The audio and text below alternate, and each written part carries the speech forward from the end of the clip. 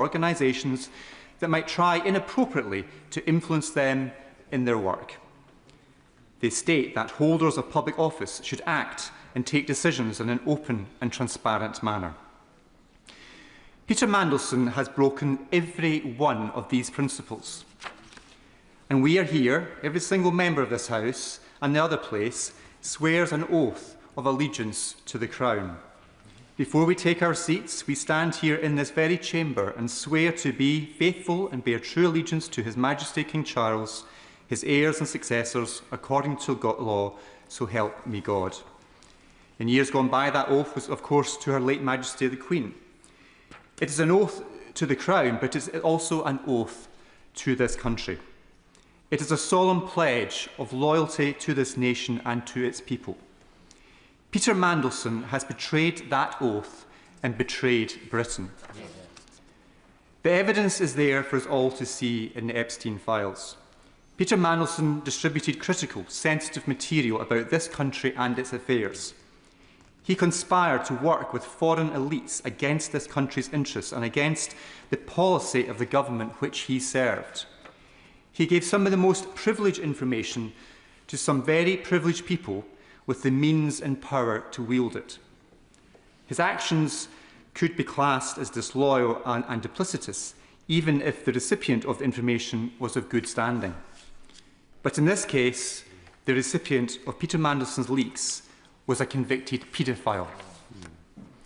Privileged information was passed not only to a very privileged individual, but to a disgraced criminal, a grooming gang master, a grooming gang for the powerful and elite.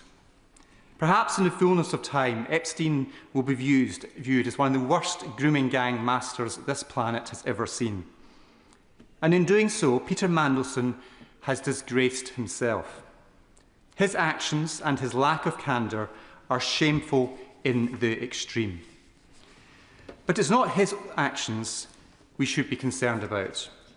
Earlier, I omitted one Nolan principle, the final one, and it is leadership. That is precisely what has been lacking from this government since its formation. This Nolan principle requires public servants to challenge poor behaviour whenever it occurs. Why was Peter Mandelson's behaviour not challenged by the Prime Minister before his appointment?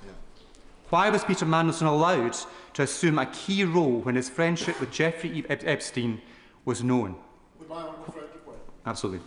Grateful to my honourable friend, and he's making a very powerful speech, grounded as it is in the Nolan principles. Does he agree with me that if the Prime Minister appointed someone who went on to breach all the Nolan principles in somewhere in a position as serious as that as the Ambassador to the United States, that would be a serious issue to deal with? The fact that he appointed that person who had already broken all the Nolan principles before his appointment, as well as after it, I think it makes the Prime Minister's position untenable. My honourable friend is absolutely right. I mean, the position of the Prime Minister, particularly after his remarks during Prime Minister's questions earlier, does raise very serious questions about what he knew and when, and why on earth he made that appointment. I've been doing this job as a Member of Parliament since 2017, and previously to that as a Member of the Scottish Parliament for 10 years, so almost 20 years. Throughout that time, I've been aware of the rumours and the speculation about Mandelson. Indeed, he was sacked from Cabinet on 2 occasions for misconduct. Throughout his political life, there have been question marks raised about his credibility, his conduct and his scruples. So why was Peter Mandelson able to get away with distributing sensitive, privileged information while in office? Questions over Peter Mandelson's character and his loyalty to this country have to be answered. I'll give way to the honourable member who... Yes. I thank the honourable gentleman for giving way. Like him, I have been a member in this place for longer than I care to remember, and throughout that time, I have seen powerful men go unchallenged and cause havoc with our country as a result. He and I will want to change that for good, because this is well beyond any partisan concern. Does he agree with me that now is therefore the time to revisit the role of this House and this place in appointments, in scrutinising, particularly with select committees, and their capacity to object? Too many people have known for too long about a number of controversial characters that they are not fit for public office. It's time to bring back the disinfectants of democracy into that process. Does he agree? Yeah.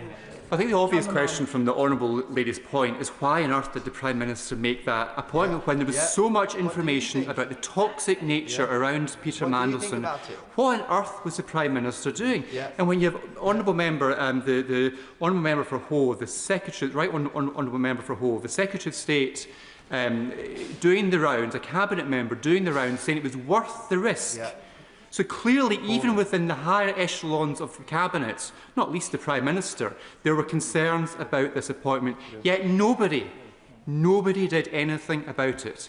This individual who had this association with this predator, with this grooming gang master, who was sharing information, who subsequently was caught sharing information with him, sensitive information, should never have been anywhere near that important office of our ambassador to the United States. So there are so many questions from the government that need to be answered, but there's crucial questions that the Prime Minister has to answer. And for me, the Prime Minister's conduct on this is completely unforgivable. Paula Barker. Thank you, Madam Deputy Speaker. Firstly, I want to place on record that my thoughts are with the women and girls who were victims of Epstein and his cronies. I'm also deeply concerned with those who suffered incredible loss through the financial crisis in 2008. Madam Deputy Speaker, this House is at its best when we can find common ground and put aside party politics for the good of our country. And I believe that we are seeing that today. And as the Deputy Chair of both the Standards and Privileges Committees, I take that responsibility seriously. And I believe colleagues would say, I always act without fear or favour. Standards in public life and the Nolan Principles are not optional to me, and they guide my work every day. As politicians, every single one of us in this place must be guided by them every single day. Our national security is of paramount importance, and I know that nobody in this House would want to undermine that. During the Hillsborough Law debate, it was made clear that there are existing legal protections for national security. At moments like this, we are reminded of the importance of the desperate need for the Hillsborough Law and a duty of candour. And during this debate today, it has been clear that allowing the ICS to have oversight is unquestionably the way forward. And at a time when public trust and confidence is at an all-time low with politicians and politics, we must individually and collectively lead the way and assure the public there is no hiding place for those who seek to betray our country for their own individual greed. Mandelson has a checkered history within my party. Some might say he has been a cat with 9 lives, being sacked from numerous positions. I cannot think of a more self-serving and self-absorbed politician than Peter Mandelson. A man who, whilst leaking market-sensitive information to a convicted paedophile and sex offender, whilst the country queued outside banks and building societies, wondering if their life savings had gone. A man who has benefited so much from being in this nauseous, disgusting web, he can't even remember his account being credited with $75,000.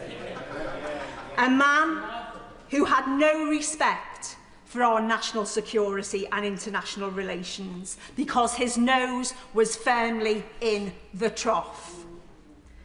And I also think as a party, we must investigate the culture and those that have enabled Peter Mandelson to thrive for decades, constantly putting his own needs above those of our country and party.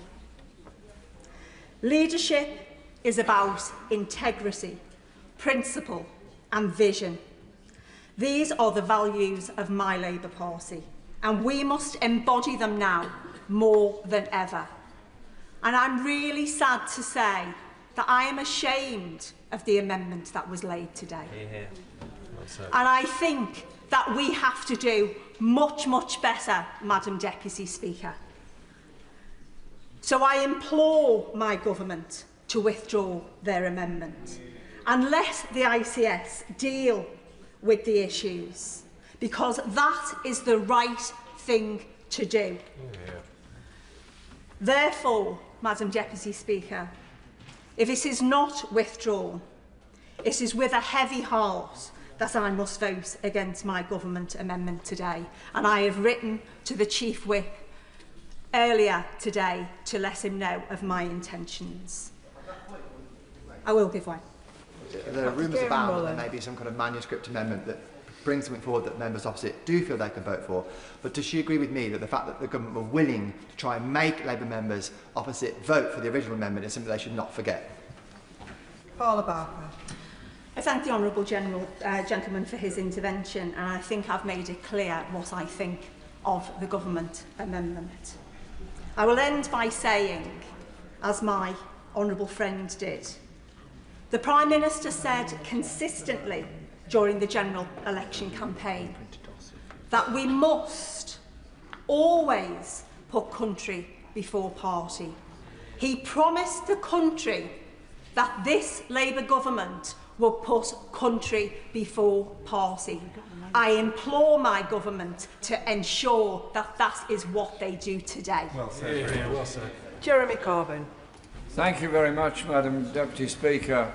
And this debate is crucial, it's seminal, but first of all, it's got to be, first and foremost, about the victims of the horrible web that Epstein created, the abuse of women, the abduction of women, the raping of women, the secret imprisonment of women, and them apparently flown in and out of major cities around the world for the convenience of rich and powerful men. Utterly disgusting, depraved and abominable behaviour at every single level. And every member that's called that out is absolutely right to do so. Epstein wasn't revealed yesterday, he wasn't convicted last week, he wasn't convicted last year, he was first convicted 18 years ago.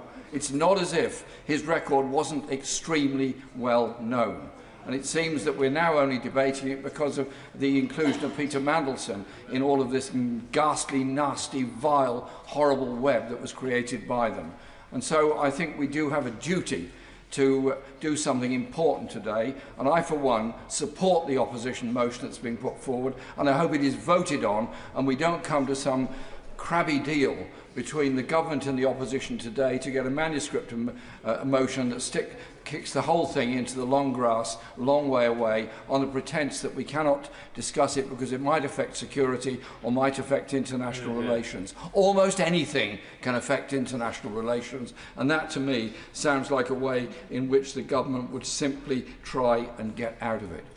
The question is, fundamentally, one for the Prime Minister, and it's a bit odd that he's not here for the debate. It's a bit odd that he hasn't spoken in the debate. It's a bit odd that all he's done is said what he did today at Prime Minister's question time.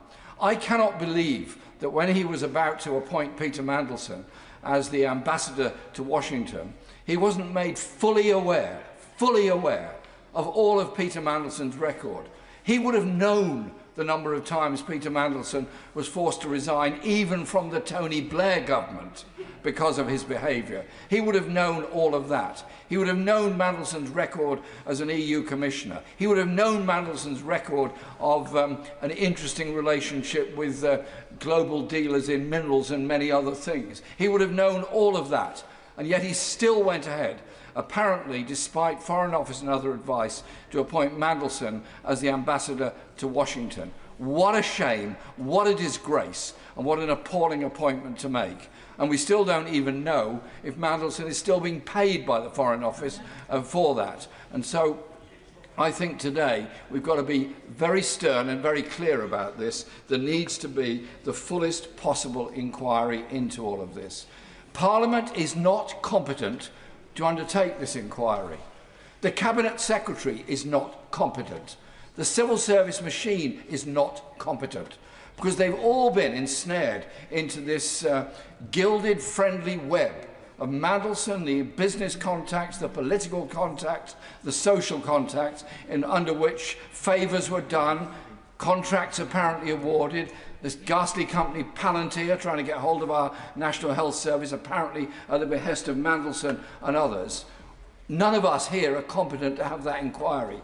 That's why I intervened, and I thank those members that did give way earlier on how the inquiry should be conducted. I think it has to be on the basis of something judicially led, independent, and for the most part in the public eye, rather like eventually the government was forced to undertake the Chilcot inquiry into the Iraq War. That's the nearest parallel I can find, because it needs to expose the whole web that Mandelson created and the power play that he operated on within the civil service, within the political establishment, within the media, and so much else. The member for Leeds East made a wonderful and very, very powerful speech, and I thank him for the reference he made to what Mandelson said and did about me when I was leader of the opposition and leader of the Labour Party. I can just confirm to the House, under my leadership, Mandelson had no role, no influence and no part to play, because I do not trust the man, I do not believe the man, and we need to make that very, very clear, because his role in British politics has been basically malign, undermining and essentially a very corrupting influence altogether. And so when we look at our politics, we need to look at the role that big money plays, the role that patronage plays, the role that turning a blind eye to crime plays, because that is what we end up with, the national embarrassment of Mandelson being the ambassador to Washington, apparently on the basis that it was a risk worth taking in order to please Donald Trump, which I don't know if that succeeded in pleasing Donald Trump, but I did notice that at one of Donald Trump's endless press conferences, he couldn't remember who Mandelson was. So I'm not quite sure how big the impact had been on the president. And so today is a day of shame for our politics. It's a day of shame that we've got to this situation where it's now been exposed. Epstein was very, very powerful and very, very wealthy. Obviously, there needs to be more and more examination into that. They've uncovered more files than even Julian Assange managed to uncover in WikiLeaks. And these are going to be read and studied for a long time to come. And there are lots of people all around the world that were dragged into this ghastly web based on dishonesty, based on lies, based on corruption, and based on patronage. It's up to us as MPs, to fess up to what's happened and make sure there is a genuinely open, independent inquiry into all of this, and we look ourselves in the mirror about the standards of democracy we have in our society, the standards of patronage that continue within our society. Yes, of course. I'm extremely grateful to the right honourable gentleman who's making a powerful speech, and he referred to his colleague opposite's speech on factionalism, and he made the point that we need an independent inquiry. One of the reasons for that will be the number of staff from Labour Together, a factional group within the Labour Party, who were appointed to civil service posts directly after the general election, including one, I believe, Jess Sargent, to the Cabinet Office's Propriety and Constitution group. So we shouldn't have anyone opposite on the front bench trying to suggest, oh, don't question the impartiality of the civil service. They undermine the impartiality of the civil service, and we need an independent inquiry if the public are to know we're going to get to the truth. I think that's a very fair point that the member makes, and of course the role of factions within parties is enormous. We've seen the role that Mandelson played, that Morgan McSweeney's played and others have played in sidelining, silencing and getting rid of very good, active people within the Labour Party, and ultimately it's the Labour Party that loses as a result of it. And I was extremely grateful for the role that Peter Mandelson played in the last election, Islington North. He came along and canvassed, and we won with 50% of the vote. And so that's the only useful thing he's done for a very long time that I can remember. But the point the member makes is actually a very fair one, that it is right that ministers and governments should be able to bring political advisers in with them into government. And I remember discussing all this with Tony Benn in the 1970s about his view that the civil service was intrinsically conservative, intrinsically reactionary, and you did need voices in there that were prepared to speak up for an alternative policy. And I think I understand that point.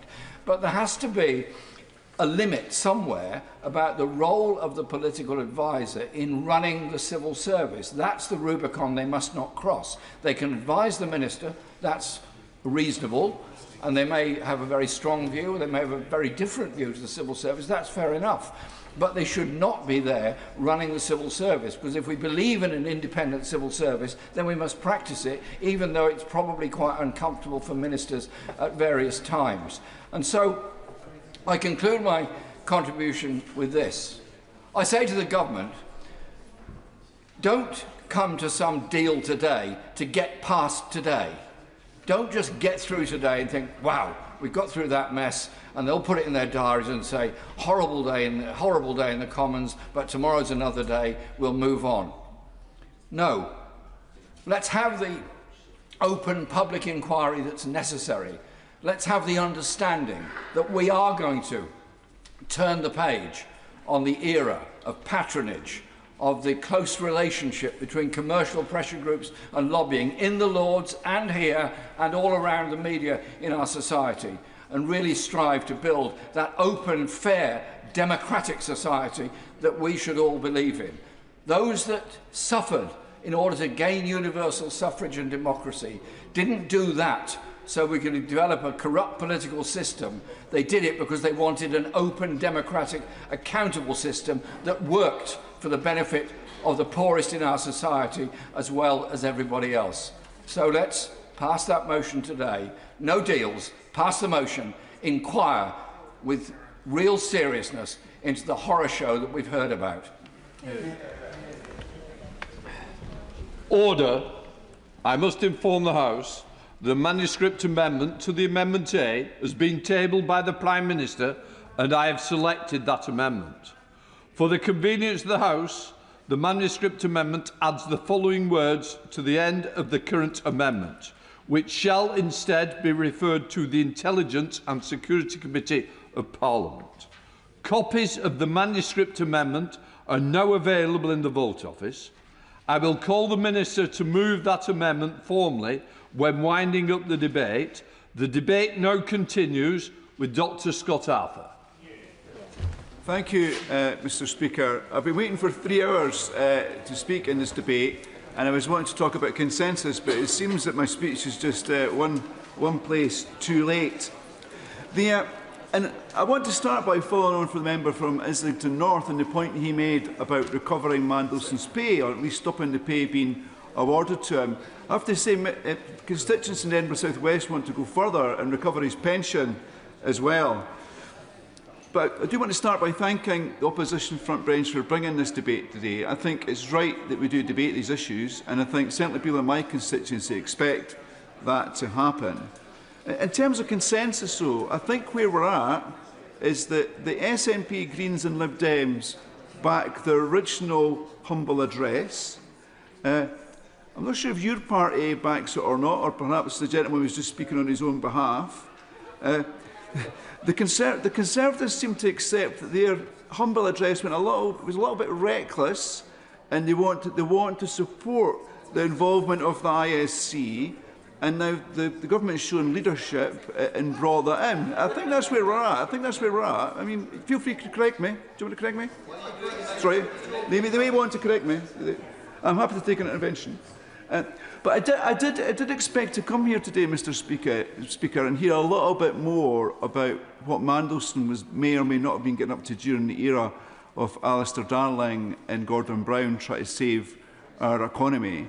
Gordon Brown's a man I have huge respect for, a man of real integrity, and Alistair Darling is a predecessor in my seat. Again, he was a man of great integrity and someone who I really respected. Like Mandelson, I think we can all agree, was the complete opposite of these two great men, these two political leaders of my era. And I don't doubt that once that criminal investigation is completed, there will be a public inquiry that some people are talking about. But I think it's right that we have focused on Mandelson's links with Epstein today, and I think the member for Bolsover made that absolutely clear about why that is so important. Very happy to, very happy to. Well, I thank the honourable gentleman for giving way. He's just said that he thinks it's absolutely right that this House focuses on Peter Mandelson's links with Jeffrey Epstein, and I welcome him for suddenly coming to that conclusion. Can I ask him why, then, the Prime Minister felt it necessary to appoint him as the US ambassador when he, after this afternoon's revelation, knew that he still had a relationship with him? Dr. Tarter. Thank you, Mr. Speaker. I mean, that's why I'm here in this debate this afternoon, because I want to see these documents released so we can understand what decisions were made. You might not guess it, but you might not guess it. Go for it. Andrew Snowden. Thank you, Mr. Speaker. I thank the honourable member for giving way. We know the decision that was making. He was appointed ambassador whilst knowing that there was a relationship with a convicted paedophile and it was worth the risk. So what is worth the risk? What is the level of relationship that is acceptable with a paedophile? Is it coffee in the morning or dinner at night? What is that level? There should be none with a convicted paedophile. Scott Arthur. Hopefully the documents will explain what has happened. Hopefully. I mean, can I just expand on one point? You know, so I know I don't look it, but I've been around for a long time. I can remember Mandelson's first lap, then his second lap, then I'm going to the Lords, and now this third lap. So my general perception of him is not someone I would trust. I wouldn't buy a. I'll come back. I wouldn't buy a second-hand car from him. But that's based on my perception of the media. I've not seen the vetting they went through. When the chair of the Foreign Affairs Select Committee went through what the selection procedure was, and I accept that's a procedure that this government's inherited, I thought it was an absolute shambles the way the steps they went through. Nothing what I would expect. I expected much more detail.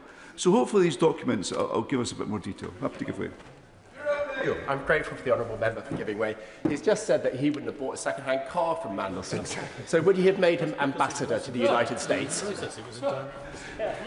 Based on my knowledge of him, absolutely not. But I've not seen the vetting documents as insubstantial as they appear. I've not seen them. I thank the honourable gentleman for giving way. Given the fact that he would not have appointed, rightly I think, he would not have appointed Peter Mandelson as ambassador to the United States of America, does he have any confidence that the Prime Minister, one, made the right decision at that point, or can make the right decision on any other national security issue ever again? Take care. Dr. Scott Arthur. We heard from the Prime Minister at lunchtime at length today, at the Prime Minister's questions time. We're going to release this information. That's a chance for people to look at this. I think we can speculate, but what this debate is about today is about releasing this information into the public domain so people can be reassured that the right decision has been made. And if it's not, we can question it. Do you want to? Still a Creasy. For giving way. He was here earlier when I raised the possibility of how we learn not just to deal with this situation, and I am with colleagues who are not happy about the amendments that were originally proposed, but also what we can do fundamentally, because the truth is this is not the first time that we have seen controversial people appointed to positions. Does he, as a relatively new MP, share my interest in learning from other jurisdictions around the world where you have pre-appointment hearings by, say, for example, select committees that can object to a shortlist, that we toughen up the role of this place in being the eyes and ears about what good democracy practice looks like? Dr. Scott Arthur. I have to say, Mr. Speaker, I really thank the Honourable for that point, but the description of the vetting procedure described by the Chair of the Foreign Affairs Select Committee just seems so insubstantial to me. So absolutely right, we have to do much better I'm in the process of recruiting a community engagement officer, and it felt like we had more rigour in appointing that person in terms of checking the background than the process that was described. I mean, I do have to accept perhaps it was, I might have understood the process that was described. So it's right that we have focused on Mandelson's links with Epstein, absolutely. But I'm also reflecting on the fact that if Mandelson wasn't included in this data release at the weekend, perhaps we would have been speaking about Andrew Windsor and Sarah Ferguson today as well. And I think they are perhaps the winners in this.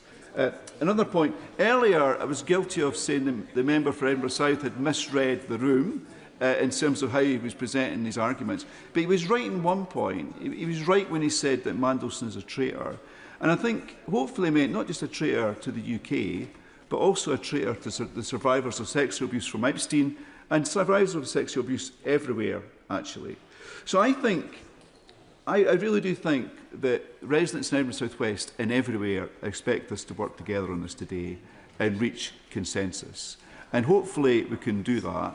I'm still not sure that the Lib Dems, the SNP and the Greens are on board yet, but I think we're coming much closer together. And I think...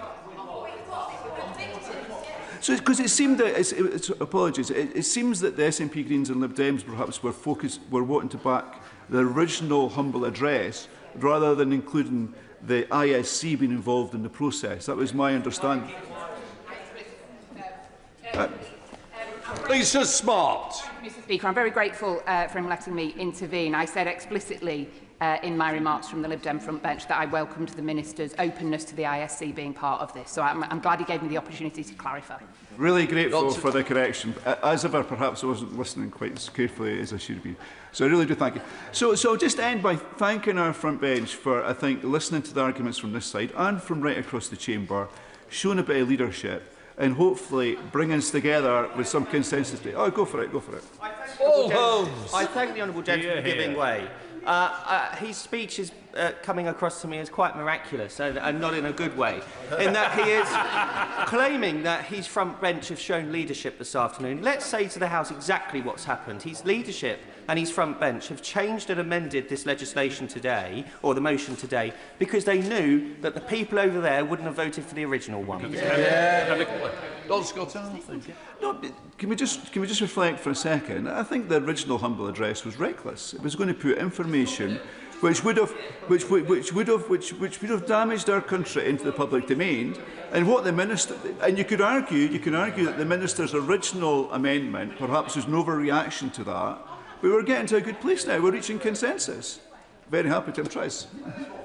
Specific point of our amendment then, had all things been equal, would he have voted gone through the I lobby or the no lobby when that division was called? Lord Scott Arthur. I had complete confidence in the minister reaching consensus within the House today.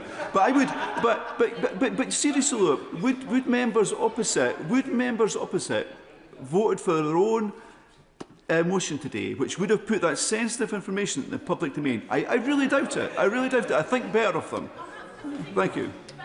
Very quickly, I think our motion was very clear, and we do know when it comes to the IEC and how evidence and information is brought forward. My point, Mr. Speaker, was very clear. Would he have come with us on that motion, or would he have gone against it? Scott Arthur. Mr. Speaker, I'm trying to sit down.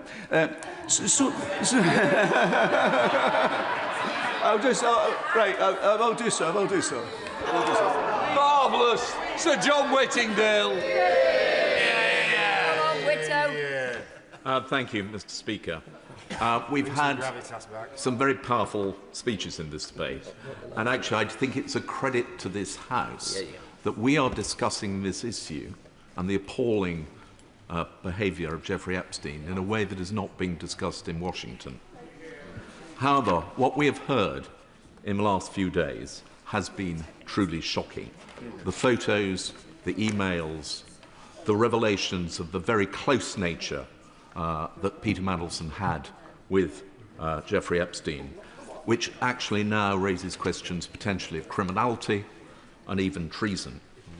But beyond that, actually what the House is asking is how was it that somebody who was already established to have had to resign twice from government in disgrace, who had questions over his performance in the European Commission, and then was known to have maintained a very close friendship with a convicted paedophile. How did that man ever come to be regarded as an appropriate appointee as our ambassador in Washington? That was one of the issues, and that was the critical issue which the Foreign Affairs Committee was anxious to examine. We did repeatedly ask that Peter Mandelson come before the committee. He did not. We were told eventually that we had had an opportunity to speak to him briefly over breakfast when we were in Washington, and therefore that was sufficient. It was not sufficient. We were not able to ask him any of the questions. We did subsequently have the opportunity to ask those questions of the Permanent Under-Secretary of the Foreign Office and the Cabinet Secretary. And the Chair of the committee has already set out some of the issues that were raised. But I think it is worth repeating. We were told that in the appointment of Lord Mandelson, there were 3 parts, that the process consisted of 3 stages. The first stage, because this was a political appointment at the direct instruction of the Prime Minister, therefore there was no interview panel, there was no far-side chat, which would normally take place between the appointing minister and the candidate. Instead, the Foreign Office was told that this was the wish of the Prime Minister. And instead, he was asked to fill in a conflict of interest form in order to understand his private interests that might have some conflict with his position. I give way to Mark. I'm very grateful for the Right Honourable Gentleman for giving way. The Prime Minister made a huge deal about a process having gone through when he was answering questions from the Leader of the Opposition earlier today. If I understand him correctly, is it that the process was the Prime Minister wanted Peter Mandelson? That was made absolutely clear right from the start. Indeed, the Permanent Under-Secretary described this as a political appointment which was the direct instruction of the Prime Minister. Wow.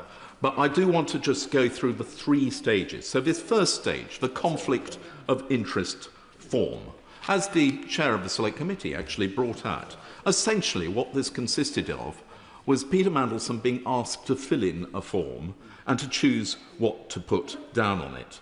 And there was no subsequent questioning about anything that did not appear on his form. The form, of course, is something that we have not seen, and I hope that as part, indeed, I believe that as part of the motion which we are likely to pass today, that form should now be made public. Also, as a part of the potential conflict of interest, I did raise with the Permanent Under-Secretary the question of Lord Mandelson's continuing shareholding in Global Council. The Permanent Under-Secretary replied to me, "This was honestly the hardest bit of the process for both of us. Lord Mandelson was a founder of the company. While he was confident that he could conduct his role as ambassador without giving rise to a conflict, we wanted to make sure we mitigated that possibility in some ways." So the conclusion was not that Lord Mandelson should dispose of his shareholding.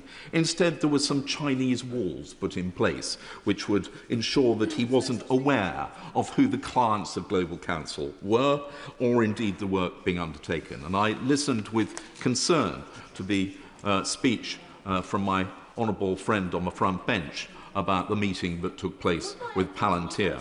I think that that raises real questions about the effectiveness, just one second, the effectiveness of the so-called undertakings that were put in place by the Foreign Office, and we need to understand that. Of course I get it. Thank you for allowing me, but I rise with incredulity to learn that the interest was there was not a requirement to dispose of the interest. I recall going through ethics and propriety when being made a minister that it would be entirely inappropriate to hold things. I know of colleagues who had to dispose of interest. Would you agree with me that if the noble Baroness Grey was perhaps still running propriety and ethics, something like this would not have happened? Sir John Whittingham. I completely share the view of my right friend. Like her, I too went through a process in which I was required to get rid of rather smaller shareholding interests than the one held by Lord Mandelson. But this is just one of a huge range of questions to which we need to know the answer. The second stage of the process. Moves on from that stage. May I? Thank you. Alicia Kearns. One other appointment we've had, and some might argue he is the de facto Foreign Secretary, is the National Security Advisor, Jonathan Powell. How can we have confidence that he went through the appropriate vetting, not least when he's running around having secret meetings with Wang Yi and other Chinese senior officials, when we cannot have confidence that it was done in the American ambassador, our ambassador to America? John Whittingdale. Well, I mean, I think once we get the revelations of the documents as to precisely what occurred in the case of Lord Mandelson, that is bound to raise questions about what procedures were followed in the case of other appointees, and particularly the one that she raises, Jonathan Powell, who in many ways is the Foreign Secretary of this country. The second stage of the process, we were told, was the due diligence carried out by the Cabinet Office. The due diligence consisted of identification of information and a second part of it, which was judgment about it. However, all of the information that was obtained in the due diligence was actually in the public domain already. There was no additional investigation take place. It was simply, essentially, an internet trawl. That report, the due diligence report, was presented to the Cabinet Secretary for onward transmission to the Prime Minister. However, even at that time, actually, due diligence through an internet trawl would have already shown up the fact that Peter Mandelson had been to stay in the townhouse belonging to Jeffrey Epstein after his conviction. So the continuing association after his conviction had already been reported in the press and therefore was bound to form a part of the due diligence process.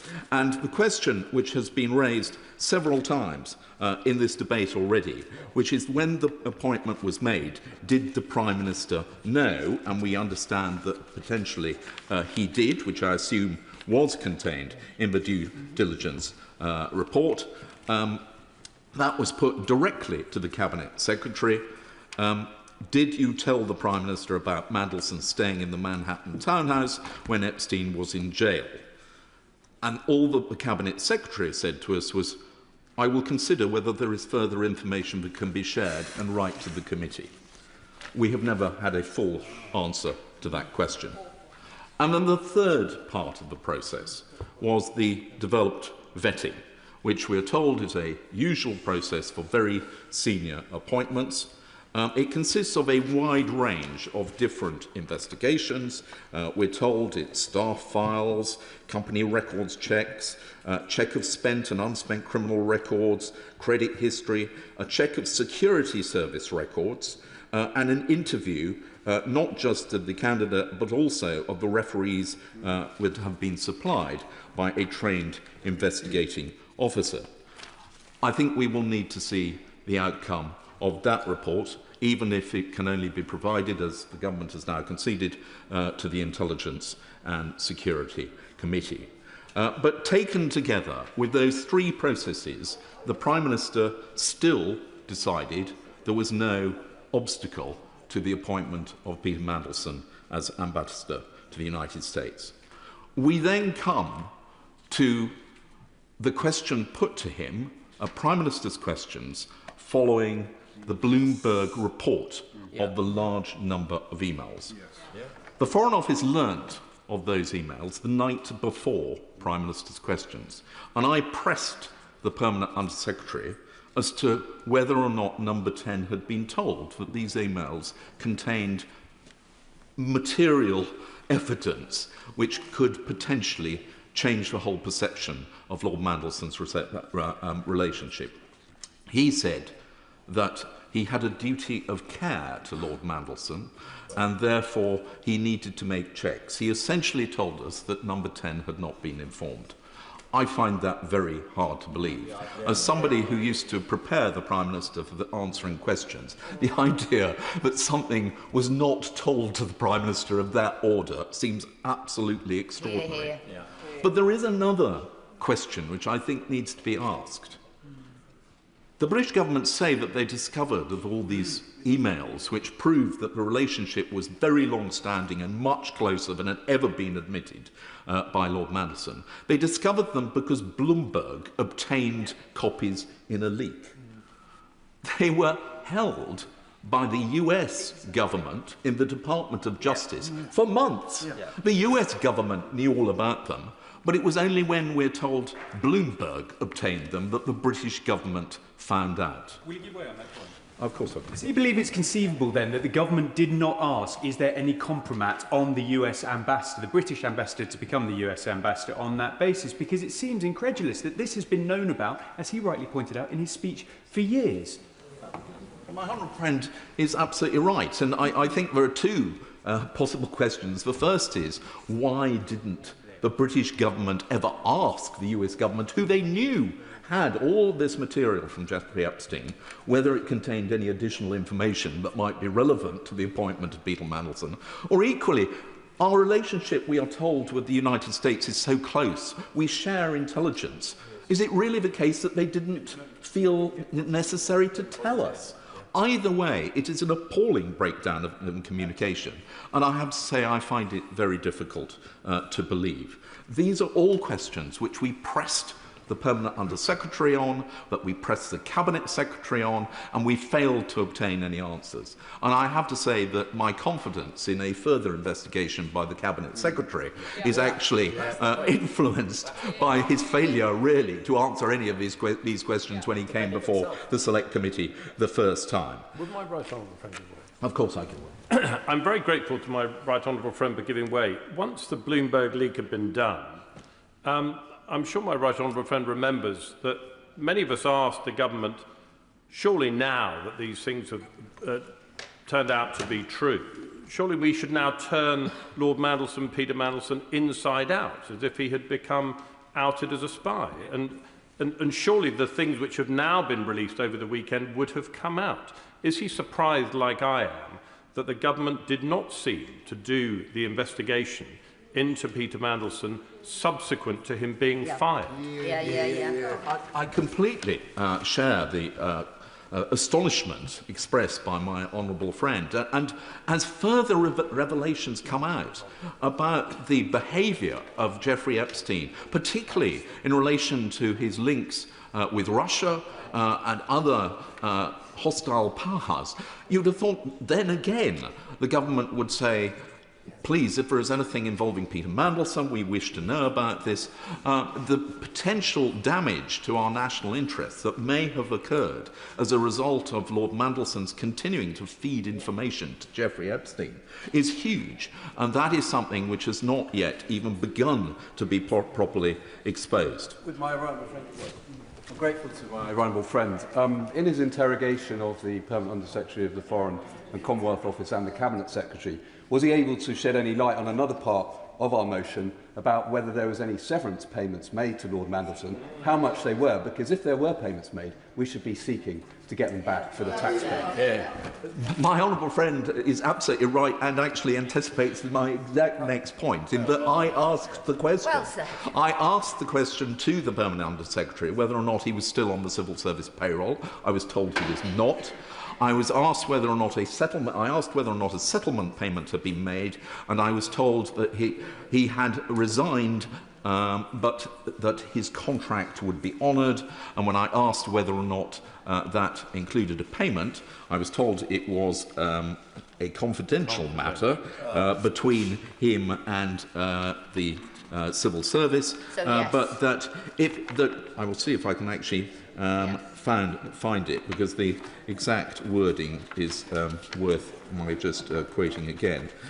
So I said, so the Foreign Office is not going to give any information as to whether the payment was made to him, to which the Permanent Under-Secretary said, Any implications of his termination will be reported in our annual report and accounts, but termination payments below a particular threshold, which I think is £300,000, do not get itemised. So I think the quick answer is no. However, I hope that, again, that is something which the government has now indicated will be made public. Yeah. I want to conclude my remarks by saying, of course, I recognise that... Would he give way just before he did here? Yeah. Just before I do, yeah. I'm really grateful for the right honourable gentleman for giving way. And I'm just thinking about the response that he got from the Permanent Under-Secretary. Do you think that was a Permanent Under-Secretary trying to be helpful to his committee? Or do you think that was obfuscation and telling elected members of Parliament to get their nose out of his business? I say to my old friend, I regarded the whole session as a sort of masterpiece in Sir Humphrey's speak. It was an awful lot of words conveying very little substance. But I just want to come back to this point. I absolutely understand the necessity of not revealing information that may be damaging to national security. But I think, as one or two members have already said, actually transparency is really important here. And therefore, I hope that the government will make public as much as is possible. And certainly as a member of the Foreign Affairs Committee, I will be pressing that the committee look at this, all the information that is published and follow up on the rather unsatisfactory session that we already had. Madam Deputy Speaker, I just want to conclude with my overall impression, having looked at this process in some depth.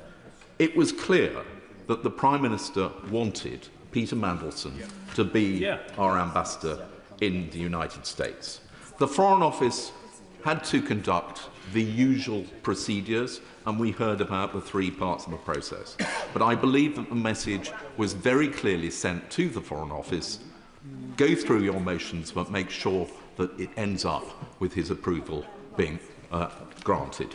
And that has been the overriding impression, that to some extent boxes were ticked, but the Foreign Office were told very clearly he is to be the next ambassador. And that was a direct instruction of the Prime Minister. Andrew Lewin.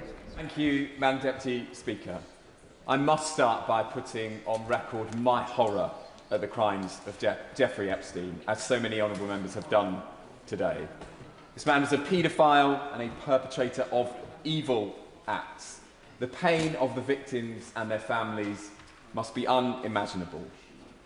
And I want to pay tribute to the speech made by my honourable friend, the member for Bolsover, earlier today, which was incredibly brave and powerful, and my words cannot match hers, but if you were not in the chamber, I urge all colleagues to watch that speech. I think it's clear, Madam Deputy Speaker, that the House is united in disdain at the actions of Lord Mandelson. And it was always my intention to speak briefly this afternoon, and it was always my intention to talk about this being an opportunity for the House to come together.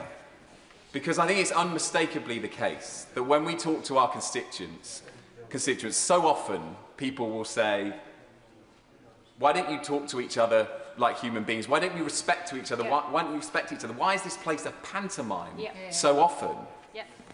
But it isn't always the case, and today it absolutely has not been the case. We do respect each other. I've been here for 18 months. I have the humility to say I have much to learn about this place, but there are many people on all sides of this chamber who I admire greatly.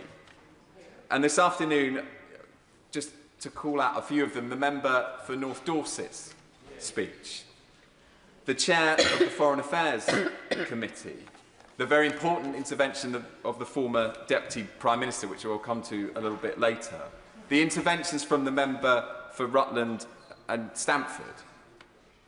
And, Madam Deputy Speaker, it is not just today that we listen to each other and should listen to each other.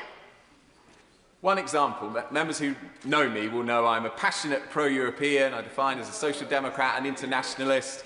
Some will cheer that, others will not. One who probably would not, and is not in this place today, is the member for Chingford and Woodford Green. There isn't a huge amount that we would agree on, but whenever he speaks on international affairs, I do my utmost to come and listen to him because of the experience that he has in this House.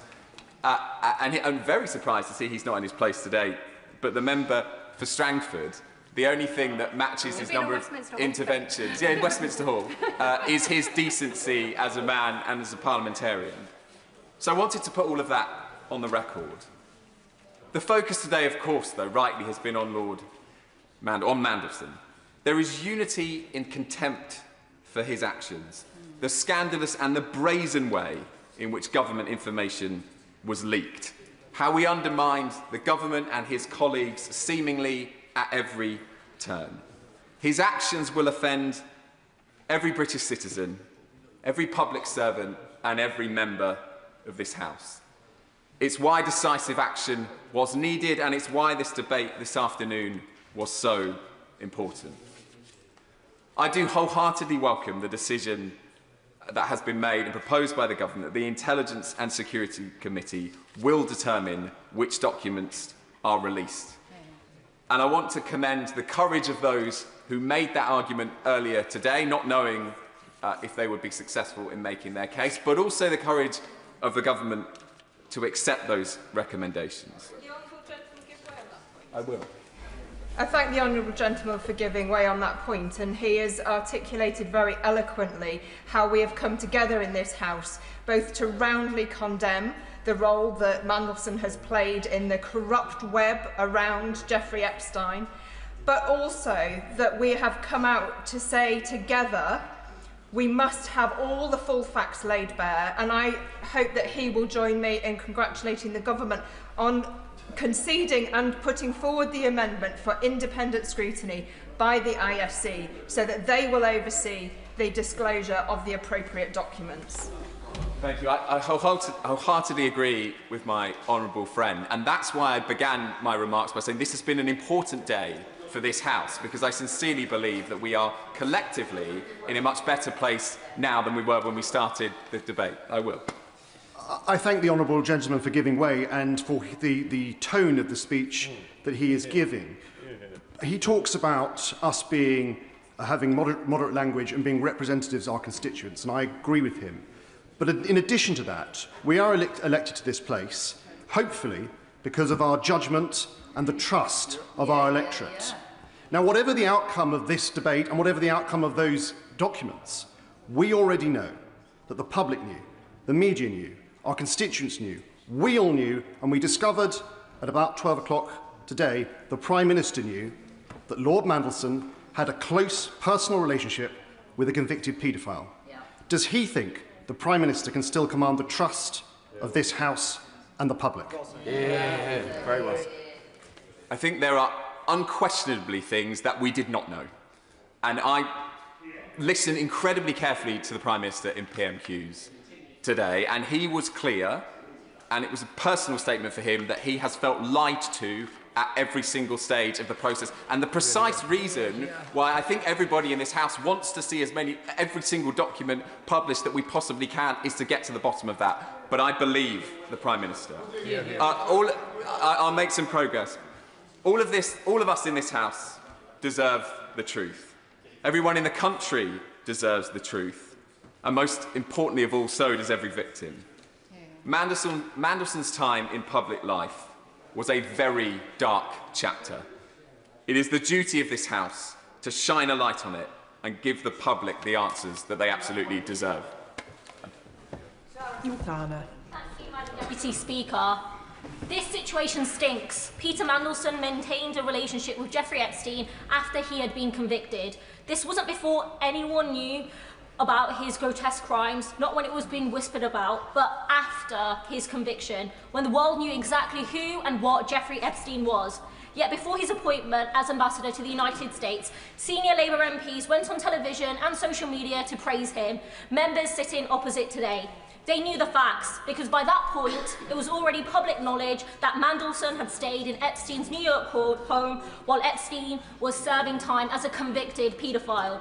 When asked about this last September, the Prime Minister told this House He had full confidence in Peter Mandelson, despite knowing about his close relationship with Epstein. That's right, the leader of the Labour Party and the Prime Minister had full confidence in a man that was besties with a convicted nonce. What a disgrace. And what we are witnessing is not accountability, it is the Westminster Club protecting its own. Madam Deputy Speaker, this is not just about this Labour government. Large sections of the media also play their part. Mandelson didn't simply drift back into public life, he was rehabilitated, rebranded, presented as respectable. He was welcomed on the BBC's flagship programme as a wiser elder statesman, given differential treatment by The Spectator, The Guardian and The Sunday Times. These are the same outlets that lecture relentlessly about standards and morality when it is a trade unionist, a protester, a working class person who puts a foot wrong. But when it's one of their own, the tone changes. Suddenly it's about experience, pragmatism, it's about getting things done. This is how power protects itself. And what about the victims, the girls and the young women abused by Epstein? They received an apology by Mandelson only after sustained pressure. It was not freely given, not offered because it was the right thing to do.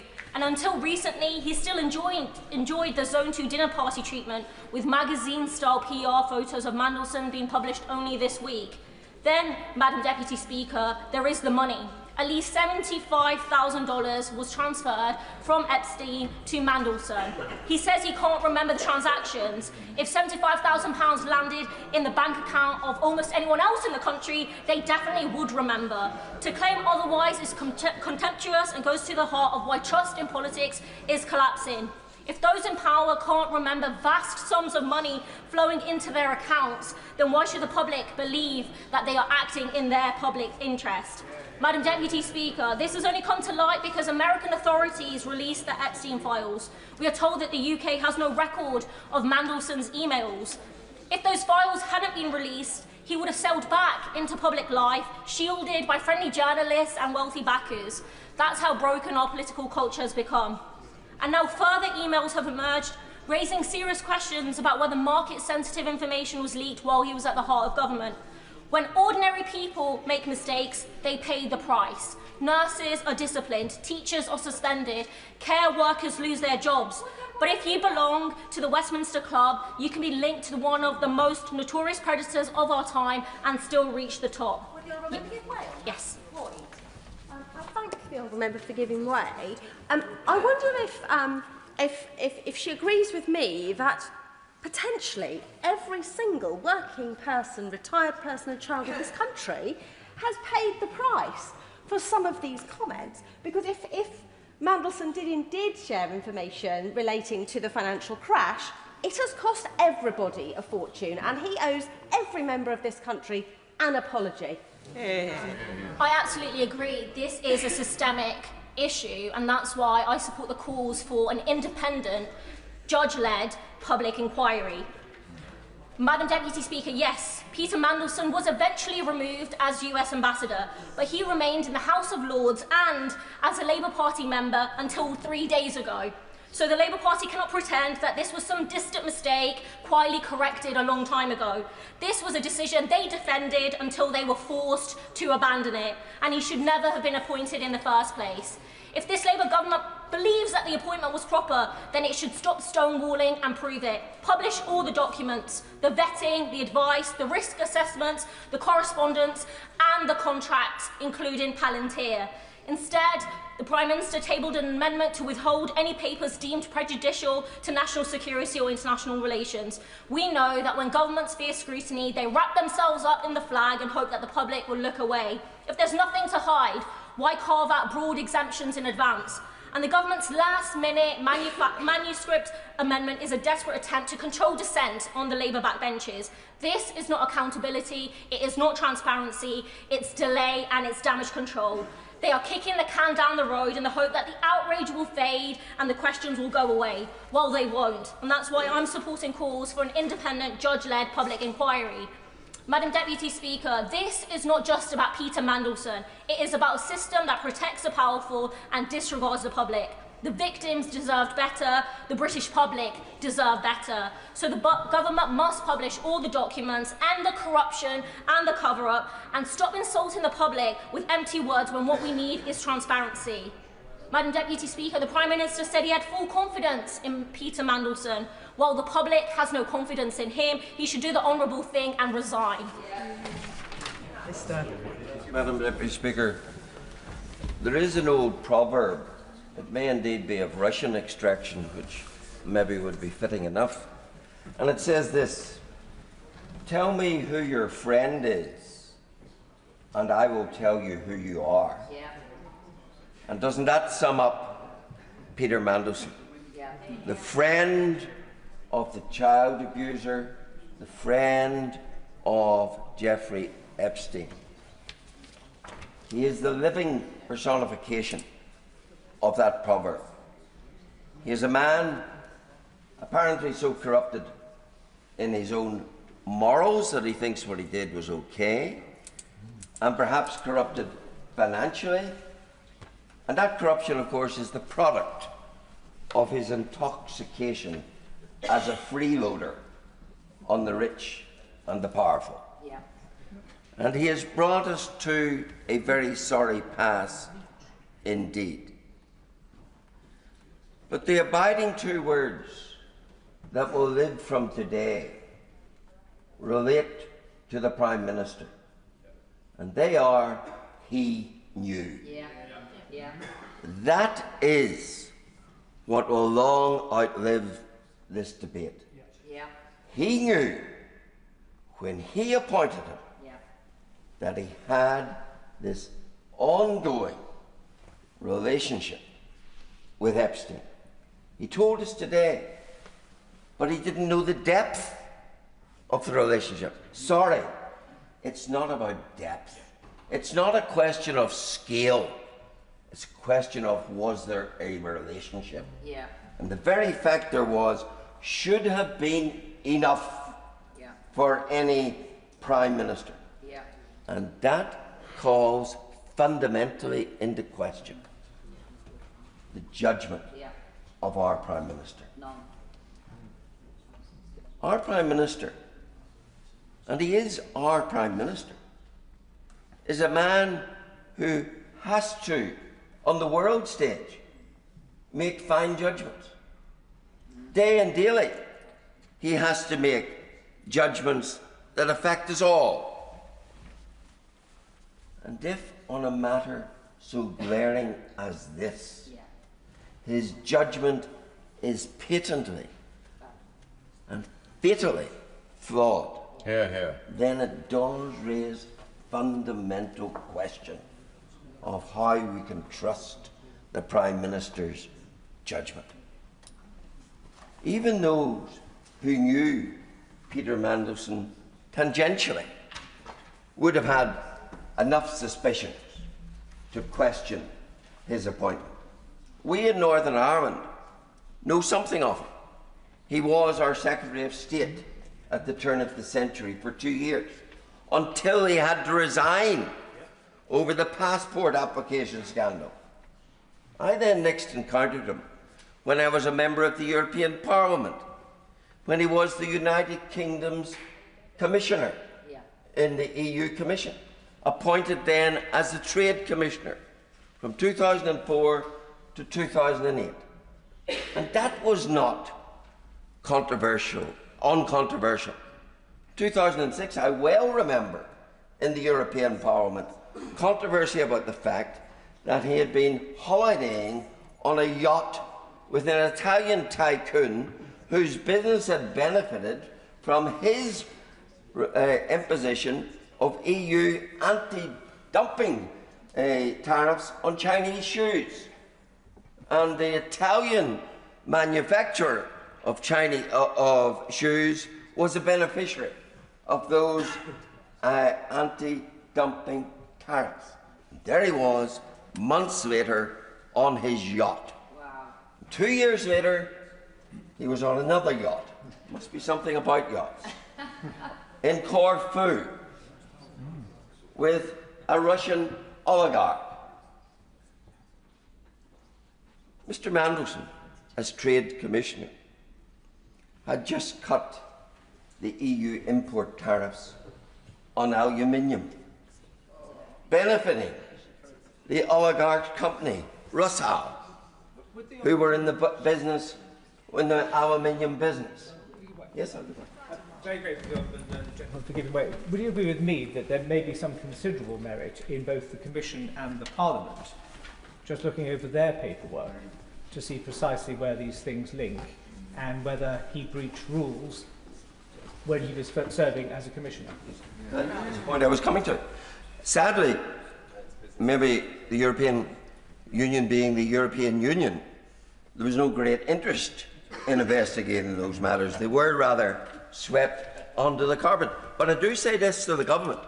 He was there as the United Kingdom's Commissioner on the Commission. And I think that gives status and opportunity to venture into inquiries about those matters. And then, of course, he came back to be sacked again. Now, all of that is largely in the public domain. Before we come next or near Epstein, and yet equally in the public domain at the point of appointment was the knowledge that he had this ongoing relationship with a man who, upon his release from prison for his child abuse, Mandelson described it as his liberation. And our Prime Minister decided he was a suitable person to be our ambassador in probably the most important capital in the world, in Washington. That was a fatal flaw of judgment by the Prime Minister. And it will, I fear, hallmark much of his premiership. That a man who made a decision such as that, and then came to this House in September, when these things began to leak out, and expressed his confidence in Mandelson. So not just had we the flawed judgment in appointing him, we then had the continuing upholding of him by the expression of confidence, until finally the Prime Minister ran out of road on this issue. But he has left hanging around his neck that fatal flaw and misstep, and it's more than that, in appointing him. It was a fatal mistake, a flaw of judgment, and it does raise a fundamental point as to the ongoing credibility of this Prime Minister. And that is the abiding legacy of this situation. Dr. Luke Evans. Beware of Greeks bearing gifts. It's a slightly obscure quote, and it comes from a Trojan priest. And he was the one who spotted the warning, because many of you know the wider story of the Trojan horse. He said, beware of Greeks bearing gifts. Because actually, the moral of the story in terms of the Trojan horse was the fact that warnings were there and they were ignored. That's fundamental to what we're seeing here today, because Troy didn't fall because there was no warnings. It was because they were dismissed, sent away, ignored. The advice was ignored, and it led to catastrophe. Now let's apply that to our Prime Minister today. He appointed an ambassador known literally for decades as the Dark Knight for operating behind the scenes. That was his reputation. Not only on that basis, he was sacked not once, but twice from his cabinet roles. So every instinct in me says no other member of Parliament, both on this side or the other, would think they are a suitable candidate to be ambassador of this great nation to one of our greatest allies. And we've heard we can't have more information because of national security. Rubbish. But this side of the House, we're not asking to see the blueprints of the horse or the set out of the blueprints of the walls of Troy. No. We're simply asking, was he warned before he wheeled through the Trojan horse that is Mandelson into government? Did he receive any information? Did he know anything? And I was thinking about this point this morning until we heard the Prime Minister speak today at Prime Minister's Questions. As has rightly been pointed out only in the speech before me, he did know. This isn't analogue or digital. He knew there were concerns, and yet he went on and made an appointment. So this is not about the intelligence that we're looking at, but actually the judgment to understand whether advice was given and whether it was followed. It's not how that advice was written, it's simply whether or not it was inferred, passed on, and ignored.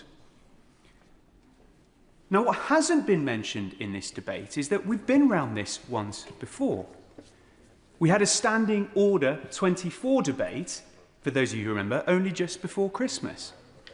And at that time, I raised the point, why did the Prime Minister not come to the House? He is the one, by his own admission, who makes the decisions. He, therefore, knows all the answers. And when he came into government and he stood at the doors of number 10, he said he wanted to do things differently. All he has proved is that he doesn't have the leadership to come and answer the very questions that need to be put to him. Yet again, we're spending parliamentary time debating about whether there will be information released, which he knows himself. He could have spent the next 5 hours that we're going to spend debating this, answering the questions and setting this right. But instead, he's not here. Now, you'll often answer, well, convention states that no other prime ministers did it. Well, actually, some of them did. But more importantly, this prime minister said he was going to be different. This prime minister told us he wanted to see change. On that point, I will take an interview. I thank my honourable friend for giving way. I found today shocking where the Prime Minister has openly admitted that he knew that Mandelson had an ongoing relationship with a convicted paedophile at the time he appointed him. Yeah. And anything else we discuss today, that goes against any value I stand for in my life, any value my constituents would stand for. Yeah. Does my honourable friend believe that it's untenable for the Prime Minister to stay in his position? Yeah. I think he's absolutely right, because as Troy fell because leaders ignored when the horse was at the gates, the advice given then, Prime Ministers fall for the same reason. And so he is either saying his judgment was so catastrophic that he didn't see what all of us have instinctively, or that he chose to ignore the information. And both of them, either outcome, are the problem facing us today. Yeah. Now, it's customary in these kind of debates for me to pose questions towards the ministerial team here. But actually, I'm not going to do that. My question is to the people behind them. Because why are we having a humble address? This is the very opportunity, the very literal reason we have humble addresses. They exist in moments like this for when there's stalling in scrutiny, when we can't get the answers that this House demands, when there's obfuscation and no way forward.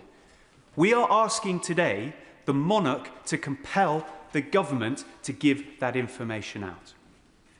And that's not important just for the party politics, but important for both sides of this House and the wider country. Now, the House and the motion doesn't ask the other side to condemn.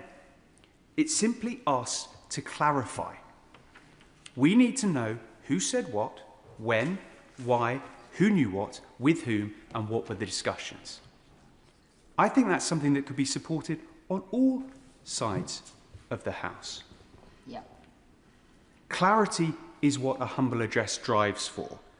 Backbenchers are not being asked to defend or attack the appointment at all. They're simply being asked to step forward and vote for a motion that means all of us, here in this House and across the country, get to understand why the Prime Minister made his decision.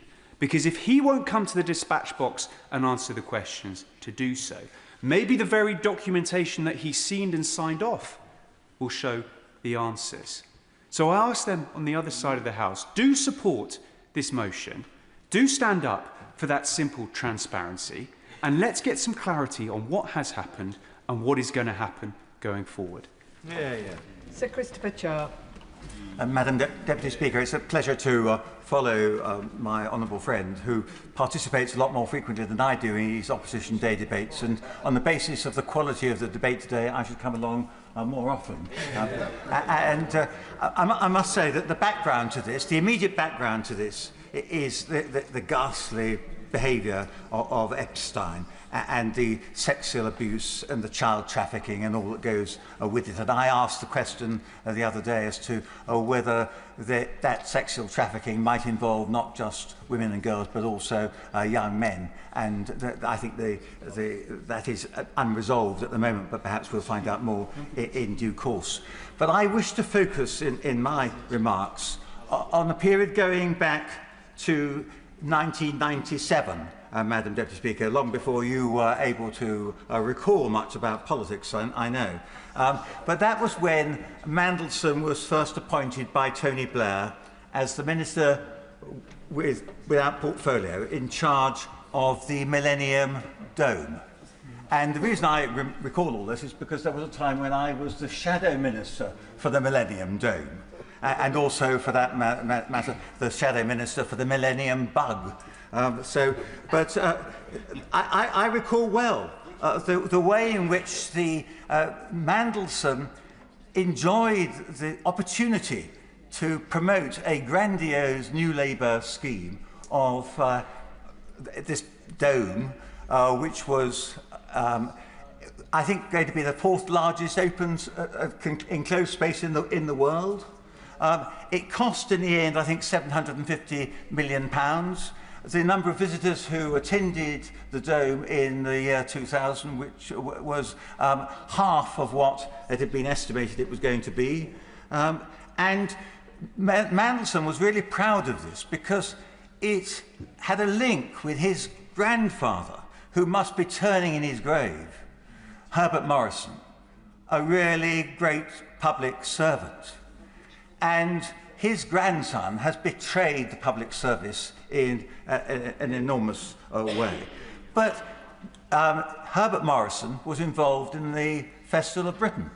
And so Mandelson thought that by being responsible for the Millennium Dome and promoting it, he would be able to, in a sense, emulate the great efforts of his grandfather. And so the project proceeded. And it was costing an enormous amount more than had been forecast by the Treasury or had been expected. So what happened was he was in the business of looking for sponsorship for the Dome. And that was when he used agents, and I think particularly Keith Vaz, who used to be a member of this House but left in disgrace. He used Keith Vaz and the Hindujas as a means of being able to get some extra income for his Dome project. And so what happened was that the Hindujas were able to offer £1 million for a faith centre inside the Dome. But of course, this didn't happen just by chance. This was linked with the fact that back in 1990, the Hinduja brothers had applied for British citizenship and had it rejected. And in 1998, with the new Labour government, they saw an opportunity to rectify that and to get their citizenship back. So what did they do? They engaged Keith Vaz. Through him, there were relationships with Mandelson, and the £1 million towards the Dome was forthcoming. And in return, there was an acceleration of the passport application by Srihat Hinduja. He applied, I think, in the middle of '98, and his application was granted in January of 1999. Yeah. And that happened, and his brother's passport arrived not long after that. And there was an enormous amount of suspicion around all this. And I can remember, as the shadow minister for the Dome, trying to get us... I got a good story, actually, on the front page of the Sunday Times, linking Hinduja with Mandelson and the money for the Dome. And as soon as I got that, and I went off to thinking I'd be able to do the usual rounds, the whole story was closed down by Alistair Campbell and Mandelson, saying this was a whole load of rot. There was no truth in it whatsoever.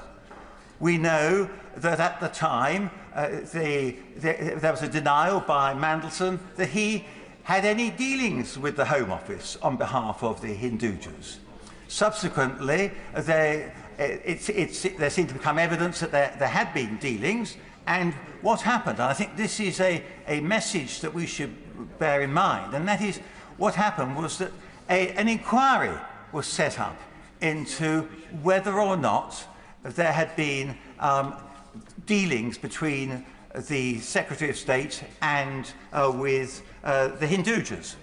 And Sir Anthony, what was his name? Sir Anthony Hammond, a distinguished retired civil servant. I think he'd been in charge of the Home Office and as Treasury Solicitor.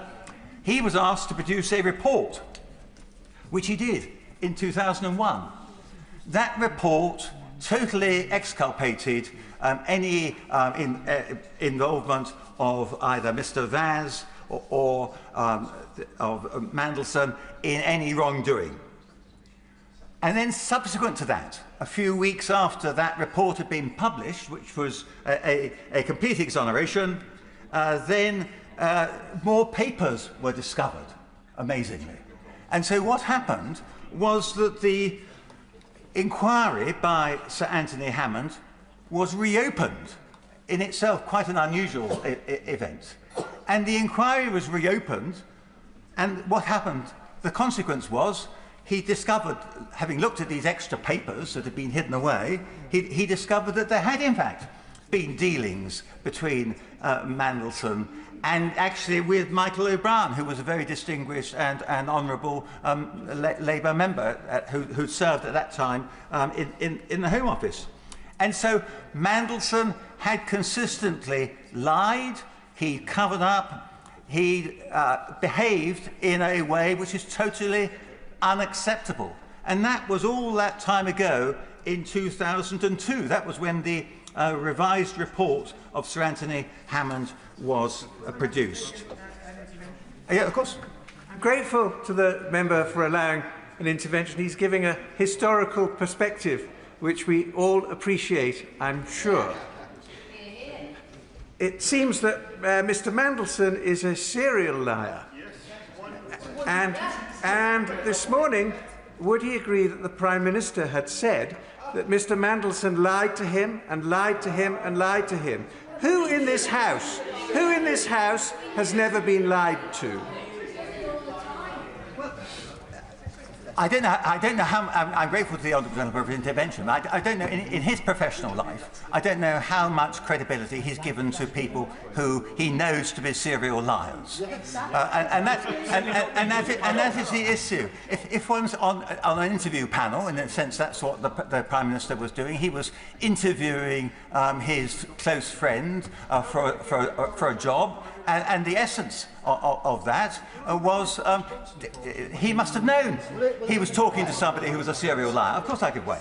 The other important point is there is one thing we know he didn't lie about, because the Prime Minister knew it and said he knew it today, was that he had continued his contact with Jeffrey Epstein after he'd been convicted as a paedophile. There was no lies in that, and the Prime Minister admitted he knew it. So defend that. Shocking. My honourable friend makes a sort of typical point that's made in court when you've got the defendant is found out to be lying, and so you address the jury and say he's lied about that, members of the jury. How can you trust him to be telling the truth about the charge which he's facing in the court? In public office, serial liars should not be tolerated. Yeah. I give way. I thank my right honourable friend for giving way. Perhaps I could rephrase the question he's had from the benches opposite. Go on. How was the Prime Minister to know that the famous serial liar, Peter Mandelson, was going to lie to him?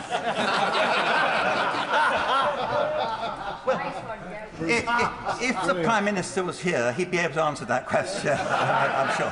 I suspect he's told you as well. So that's where what has always amazed me, Madam Deputy Speaker, and I'm sure a lot of others, is how is it that Mandelson has continued to rise again from the ashes after each disgrace? And I will, yes, okay. I'm grateful for giving way. And could you potentially tell us what we can learn about some of the documentation and the way the investigation ran back then? Because as he pointed out in his speech, there were papers and he was exonerated, yet there were papers found and then suddenly he was guilty. Would it be helpful to understand what needs to be done today's debate to make sure that we have the information right as we need to be able to make the inferred decisions and understanding behind what's going on? I'm grateful for that. I was going to conclude by saying I go along with those people who have been calling for a public inquiry, because a public inquiry would be able to require the production of the documents. And we know from this Sir Anthony Hammond's experience that a non-judicially led public inquiry can't necessarily get access to all the documents that are needed.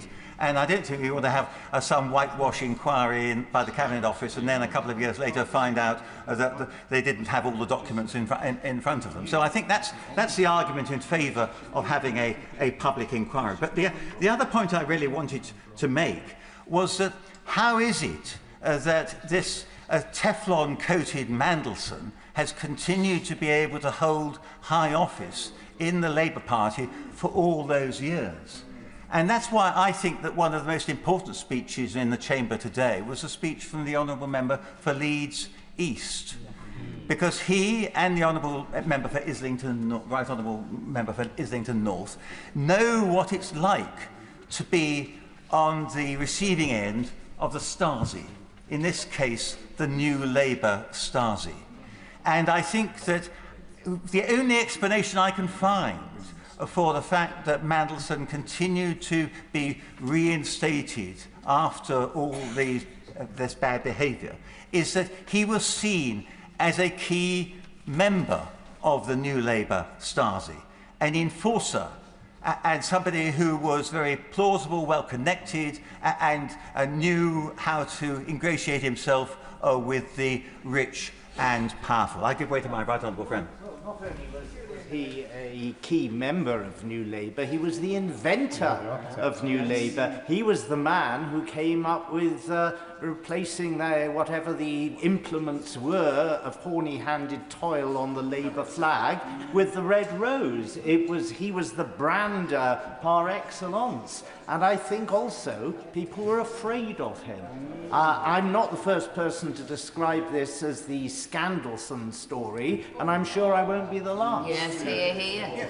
Well, I'm sorry I understated the proposition, and my right honourable friend is quite right to correct me on that. And I think that if we had a public inquiry, we'd be able to extend the terms of reference of that public inquiry into Mandelson's influence over the internal politics of the Labour Party over those last 30 years. Wouldn't that be interesting? I give way to my honourable. My honourable friend is making a great speech about the influence of Mandelson within the Labour Party. It's currently being reported that he has been involved in the selection of many of the new candidates, up to 25%. Do you think that those documents should be made available of anybody that he's helped recruit into the Labour Party? They're not here to defend him. I am having difficulty hearing the debate. Sir Christopher Cho. Madam Deputy Speaker, I think what you were hearing was the incredulity being expressed by my honourable friends at this revelation that this man who was so discredited already has had such an influence in the choice of candidates, many of whom have been successfully elected at the last general election. I don't know how they're going to be voting in this debate this evening, but it's extraordinary that Mandelson has had this enduring influence and over politics in this country for such a long time, and it's taken essentially the production of documents in the United States to enable us to be able to get somewhere near the truth. I'm grateful to my honourable friend for giving way. The government tried to stop full disclosure of documents today, and members opposite, I think primarily, identified that, said they wouldn't put up with it, and it's thanks to them there's a manuscript amendment. But there may still be a misunderstanding, because the member for Welwyn Hatfield said that the ISC would be vetting the documents before they were released. That's not my understanding. The truth is they may get to see them, however inappropriate it is that they're not published to the whole House. And does my honourable friend agree with me? Ministers need to set out today that that can be not only referred to the ISC, but the ISC, if it agrees that that document should be made public and it doesn't see it as injurious to our security, then they should be released. Absolutely. And we've got to erode this cancer which is affecting our public life and the esteem in which public servants are held. And when the public see what has happened over this period of time, in the Mandelson case, they must be horrified. And of course I could wait, yes. Way. I'm a member of the 2024 entry, and I'm very grateful I've never had to meet the cretin that is Peter Mandelson.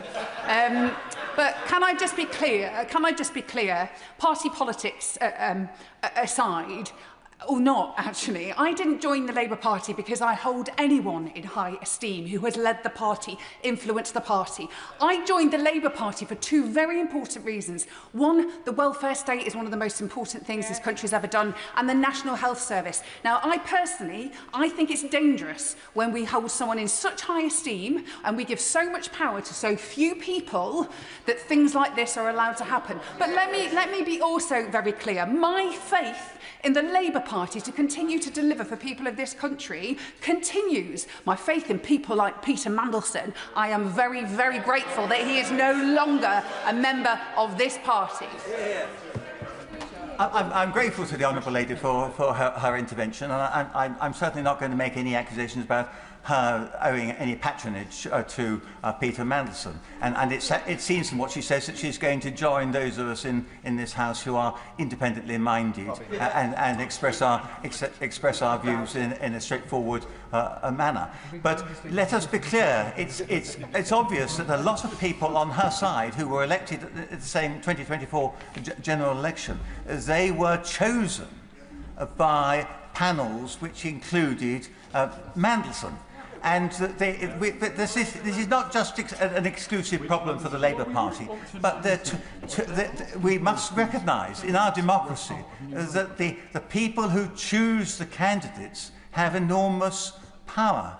And if those people who are choosing the candidates are corrupt, as in the case of Mandelson has now been established, then that puts grave doubt upon the credibility of our democratic institutions. Of course I will. Friend for giving way, but actually, according to reports, it's worse than that where Peter Mandelson had his fingertips through the whole of the Labour Party, but also the government, because there are reports that he was actually, after the Prime Minister had realised that he still had a continuing relationship with Epstein, was in number 10 during the cabinet reshuffle of the 5th of September. So actually, he has had a direct role in appointing half the cabinet, hasn't he? Well, these revelations keep coming, and the answers come there none, and I hope that in due course we'll be able to pursue these points further with the Prime Minister when he next appears in the House. I give way to my honourable friend. What we're talking about really here with this appointment of Mandelson really is the judgment of the Prime Minister. And when we look at the judgment of him appointing Mandelson, that he's now a key part in the Starmer government, in appointments, what goes on, the key people, it begs into question every judgment of this Prime Minister, from Chagos to China to the Northern Ireland Troubles Act. This today, I would say, is the crumbling of Starmer. His judgment is poor. His judgment is ruining this country and the Labour Party. My right honourable friend is absolutely right. It's fundamental judgment and discretion and the way we behave, and that's part of our character. And we know that the character is set quite early in life, and certainly we can see from the case of Mandelson that it hasn't changed in all the time that he was being involved in public life and public service, so-called. And so the point I'm just going to make, and I'm going to finish in a minute, but what is... It's only because of what has been revealed in the United States that we are now in a position to know that he's no longer Lord Mandelson, no longer the Right Honourable Lord Mandelson. Yes, I'll give way here. I'm grateful to my honourable friend. In order that the Minister can have time to prepare and perhaps find out if he doesn't already know, does my honourable friend agree that he should find out, was Mandelson in number 10 Downing Street at the time of the last government reshuffle? Was he involved? Were his fingers involved in the appointment of ministers on that Treasury bench? And if he's able to tell us later categorically that he wasn't, that will be a relief to this House. And if we can't get a straight answer from the government to that my honourable friend's question, then that's another reason why I would say that we need to have a public inquiry. I give way to my honourable friend. You mentioned the revelation coming out of emails. The point I made earlier, which I think is also very important for the Minister to answer, is actually the government could have asked the Department of Justice in the States, is there anything in the emails that haven't been released that relates to Mandelson that could affect our decision to appoint him? There was nothing stopping them approaching the DOJ and asking that. It's vital that we know whether they did or not. That's another very good point that's been made. I'm sure it will be picked up on the Treasury bench and they will respond accordingly. But we have to thank our mercies in a sense that Mandelson has been exposed finally, and it wasn't just that exposure outside George Osborne's house. Yes, of course I would. Yeah. Thank you very much for giving way. I very much enjoyed the history lesson about a man who has a history of misfeasance in public office. And I've spoken in this House about my surprise at his appointment as the US ambassador, which is an incredibly important relationship for this country. Listening to the debate, it makes me reflect on the importance of parts of our Constitution which give us freedom of speech and freedom of the press. Two incredibly important things, and I think we all owe a great vote of thanks and gratitude to Elon Musk and X, who has played his part in exposing a great deal of this evil.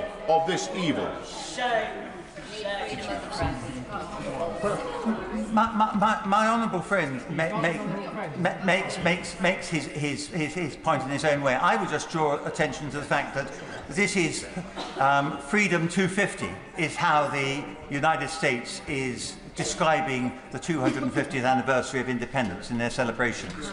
And the points he makes about freedom really resonate well both sides of the Atlantic, and we must never forget that. And we could have been involved with having our representative in the United States during this historic year as being none other than Mandelson. So we must thank everybody who's been involved in trying to bring the revelations to light which have shamed the Prime Minister, because I think the Prime Minister in the end was shamed into sacking him rather than exercising his own judgment. I give way once more. Does my honourable and very experienced friend believe that one of the lessons of inherent necessity for political survival is the ability to learn from mistakes? And therefore, given that a new ambassador will be taking Mandelson's place, I don't think a permanent appointment has yet been made.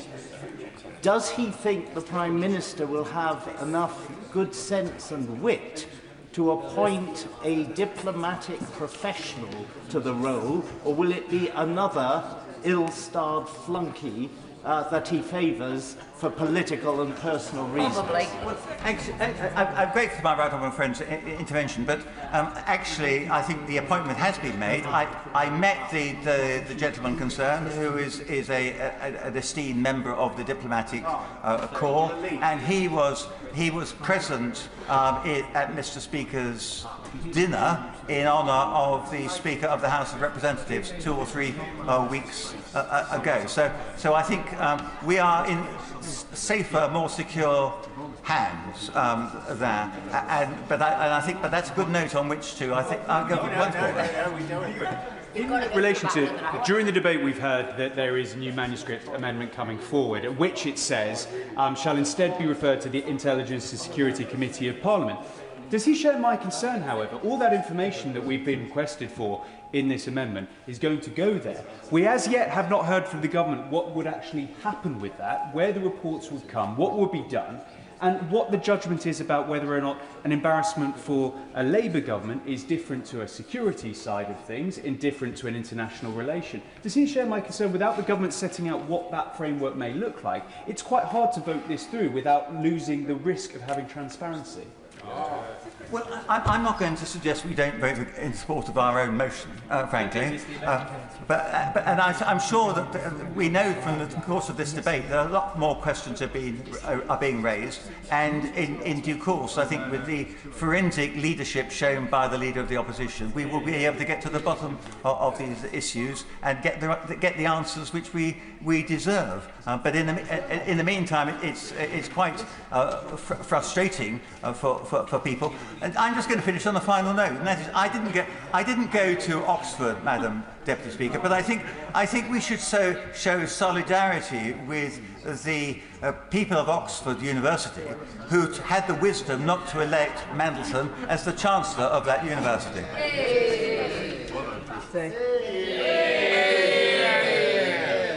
Thank you, Madam Deputy Speaker. It's a great honour to follow my honourable friend from Christchurch, who I have to say was one of his shorter speeches that I'm Look, we come here for a very serious matter of one of the most utmost gravity. I've heard a number of really good speeches from all sides of the House, including members of the opposite benches, and I do commend all the members who've stood up and said, because it's not an easy thing to do, all of the members who have stood up and said that they're not happy with the government's position. I am very, very pleased that we've got to a point where there is a manuscripted amendment now that will force the hand of the government and make sure that the ISC has a pivotal and critical role to play.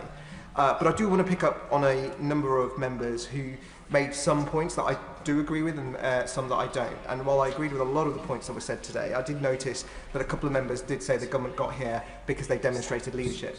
They did not demonstrate leadership. No. They got here because they were dragged here to do so.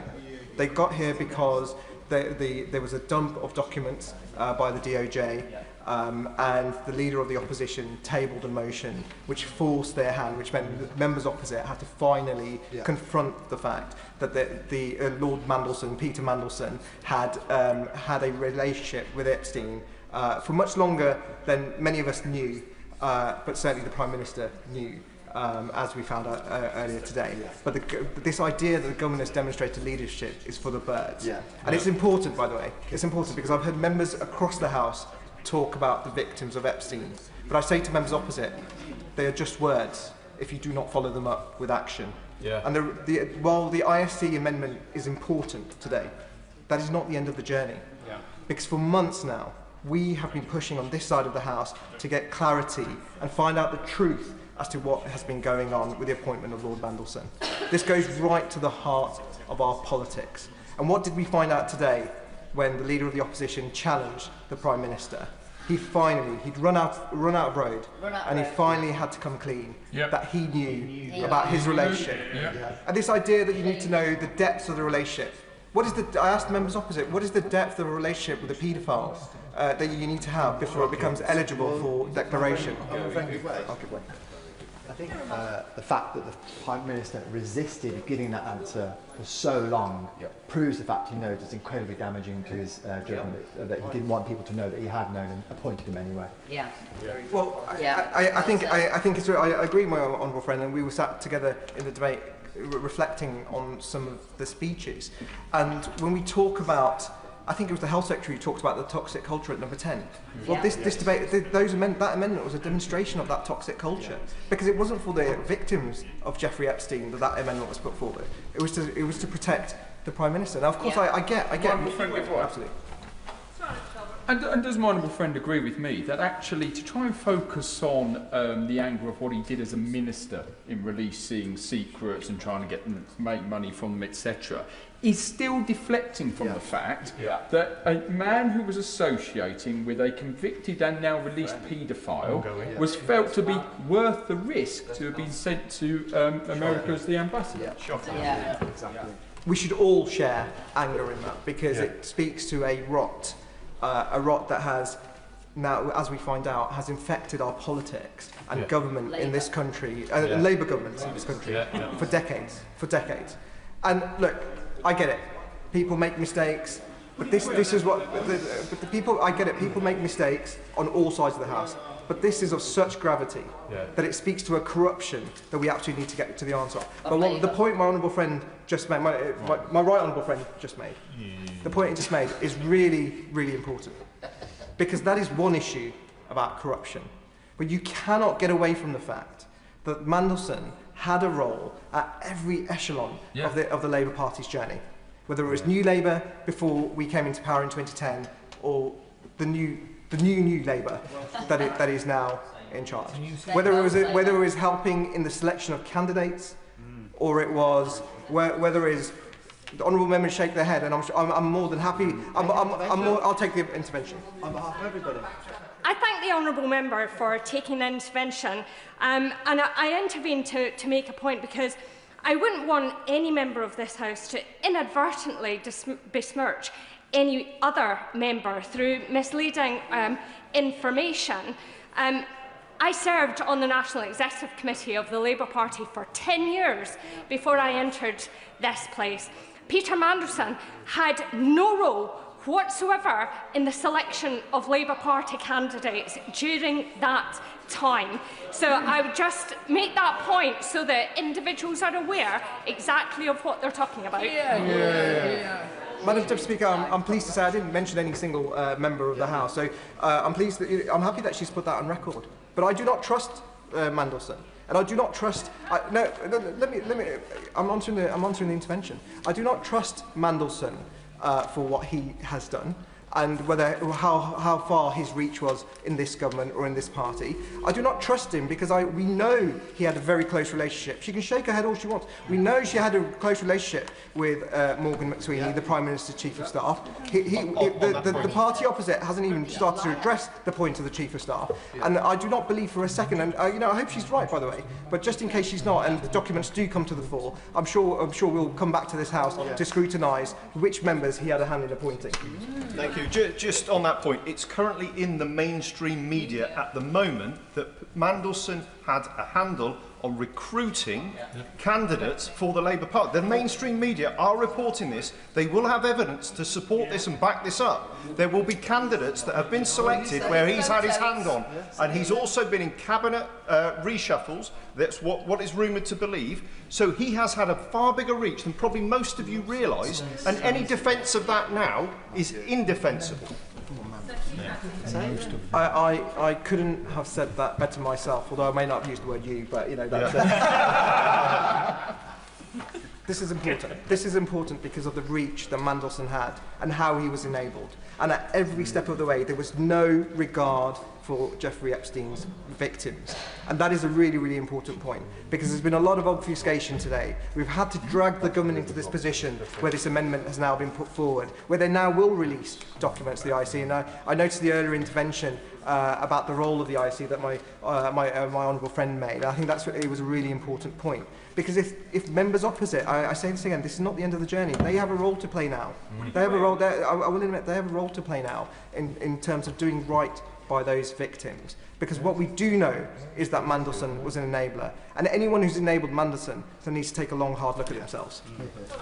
We're giving way. But isn't the wider point here, if the Prime Minister was duped, wouldn't you be releasing the papers back in September when we had the SO24 debate, or putting them out now, rather than bringing it to a debate here where he's forced his hand to to have these papers? The only reason we're having some papers released is because his hand has been forced by the Leader of the Opposition. Doesn't he think that's bizarre? Correct. Well, it's not bizarre because we've been here many times before. They've been dragged time after time, scandal after scandal. I say to backbenchers opposite, this is a Prime Minister who is now flailing. He's admitted, after months and months of pushing, that he knew about the relationship that Mandelson had with Epstein, and yet he thought it was a risk worth taking anyway. And I made this point earlier, that risk worth taking, it wasn't just about denigrating the experience of those victims. It's also, the risk worth taking was marching all those members up a hill and using their careers. And it's okay, look, we're members of Parliament, we care about our careers, you know, wherever they may end up. But the truth of the matter is he did not care about that. And that journey is not over yet, because he is going to use them over and over again. He will throw people under the bus. Before he throws his Chief of Staff under the bus, that will happen too. I can almost guarantee it. Does my honourable friend think that we're going to get to any sort of position where we can start to understand what level of influence did Mandelson have that, having not declared six-figure sum loans, had to resign from government, having tried to flog passports, had to resign from government, having gone off to the EU and now all the allegations of that brought back into government, put in the House of Lords, there must have been something that made people think it was a good idea to bring him back again and again and again. The exasperation that my right honourable friend shows is exactly the exasperation that the British public will be seeing as they read the headlines, and they have been seeing and showing as the stories have unfolded. As the stories have unfolded over the last few days and over the last few months. And this really comes to a really fundamental point about the toxicity at number 10. And this is really important because this is where the members, you know, they have the authority and the power to do something about this. The toxicity at number 10, because the rot starts at the top. And this is fundamental. Because the Prime Minister, it was obvious to all of us, it was obvious to all of us about this relationship that Mandelson had. It was obvious to us when he appointed Mandelson to one of the most important positions in our country and one of the most important capitals in the world. One of the most important capitals in the world. It was obvious to us. And the Prime Minister did it anyway, because he thought it was a risk worth taking. In response to the intervention from my right honourable friend, the member for Wetherby, there's a key difference between this Prime Minister and former Labour Prime Ministers in that Gordon Brown and Tony Blair appointed Peter Mandelson without knowing some of the connections that he had. The key difference is that this Prime Minister knew and still did it. So there is still a Labour Prime Minister with integrity, and that's Gordon Brown, who actually took this to the police. This Prime Minister did no such thing. I thank my honourable friend, who always makes excellent points, and I was going to talk about Gordon Brown later, but I will do it now. Because he raised the question back in September. He wanted to know what has gone on, and he asked the question, and he was battered away. Has any government minister, when the minister stands up at the dispatch box, has he asked the Cabinet Secretary why the former Prime Minister was battered away? Did that former Prime Minister not have any respect in number 10 for him to get a legitimate answer as to what happened and what went down there? I think the public deserves to know. I think this House deserves to know. I think there's another point I just wanted to make around integrity, and it was made by a number of members earlier, including my right honourable friend for Skipton Ripon. The Prime Minister, by that admission, has called into question the integrity of every member of this House, because we all know that trust in politicians is at an all-time low. We all know that. We see it on our doorstep. We see it in our inboxes. I was at a birthday party for my 4.5-year-old son on the weekend. I was chatting to some parents, and of course, with the Mandelson headlines, this came up. And I had to say, look, it's not normal for a billionaire to fly people out, fly members. You know, we have a pretty strict expenses regime. You know, despite what after the expenses scandal, we have to, you know, we can't move left or right, and yet the British public do not trust us because they think we take them for granted. And I had to explain to them that it's not normal to be invited onto islands and have all these luxuries thrown at you. This was not a normal kind of behaviour. And yet the Prime Minister knew about this relationship and he let it happen. And this is really important. Absolutely. Honourable friend for giving way. What I find more extraordinary is, as he says, the Prime Minister knew, but he also stood at that dispatch box in September and said that he had full confidence in Peter Mandelson, Lord Mandelson, knowing what he knew. Does he not find that extraordinary? I find it disgusting. Yeah. I find it disgusting. And I say to Labour members opposite, they are now at a crossroads. And it's really, really important, this. Because if they really care about those victims, and what Epstein did was absolutely disgusting in its own right. He trafficked, he was a child sex offender. In many ways, he was a coward in how he left this world, because I wish he'd faced the full force of the law. But we have to be honest about the people. I think the honourable member for Bolsover talked about enablers and the powerful men and the role that they played. And Labour members now are at a crossroads, because if they really care about the victims of Epstein, they really need to ask how this was allowed to happen. And it's not, by the way, it's not just about Mandelson, and it's not just about Epstein. My good friend for Rutland and Melton, for Rutland and Stamford, sorry. Near Melton. Near Melton. Made the point earlier about Bill Gates. To be honest, I was watching the video of Melinda Gates just yesterday. And I was talking to my wife about how horrible it must have been to see those emails and see what he was up to. She mentioned Richard Branson. The reality is, there is clearly a culture of men who thought they were above the law. And while the DOJ is grappling with it over there, and I commend the debate here. We've talked about some very important things here today. We also have to be honest about the fact that it came onto our shores. And it's possible that there are still victims that we don't know about. It is possible that there are still criminal investigations that need to happen.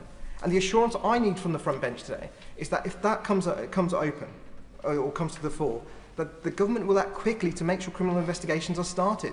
The public require that to help us on that journey to rebuilding trust, and we shouldn't underestimate that. I thank my honourable friend for giving way, and he's making a powerful, wide-ranging speech, and I'm sure more details will come out. But doesn't it already come down to this, that the Prime Minister appointed a man, Peter Mandelson, as US Ambassador, who he knew at the time he appointed him had had a long-standing friendship with a prolific international convicted paedophile, to the extent that Peter Mandelson had stayed in that paedophile's house while he was serving prison time. And that in itself is sickening and shocking. And not only should nobody be defending Peter Mandelson, which they're not, nobody should be defending the Prime Minister for his sickening conduct. The Prime Minister has really brought his judgment into question. Now, for us, of course, we've been saying it for a couple of years. Opposition do that. But on this issue, the way he's marched everyone up a hill, ministers have gone to defend this issue time and time again. His position really is now untenable. And I guarantee members opposite, they can go home to their constituencies and go talk to constituents right now. They will have to answer questions as to why the Prime Minister allowed this to happen. To my honourable friend giving way, and he may have heard the powerful speech by the member for Leeds East earlier in the day about factionalism in the party.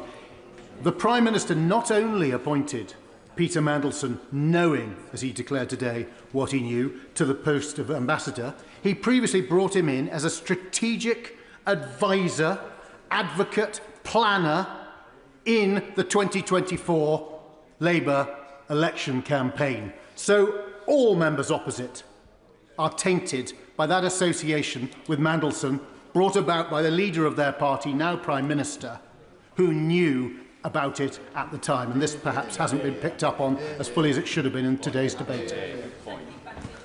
Madam Deputy Speaker, I'm going to leave members to reflect on that, because I think many have spoken up today. But I say once again, they are just words if there is no action. And the judgment of the Prime Minister is deeply, deeply flawed. He allowed this, he alone is responsible for the culture at number 10. I run a business. If there was something going wrong, buck stopped with me. He alone is responsible for the culture at number 10. It's not Morgan McSweeney. He enabled Morgan McSweeney. It should definitely needs to be held accountable for his relationship, and we need to see those emails. We need to see what the conversations were. That's why this is important. But the buck stops with the Prime Minister.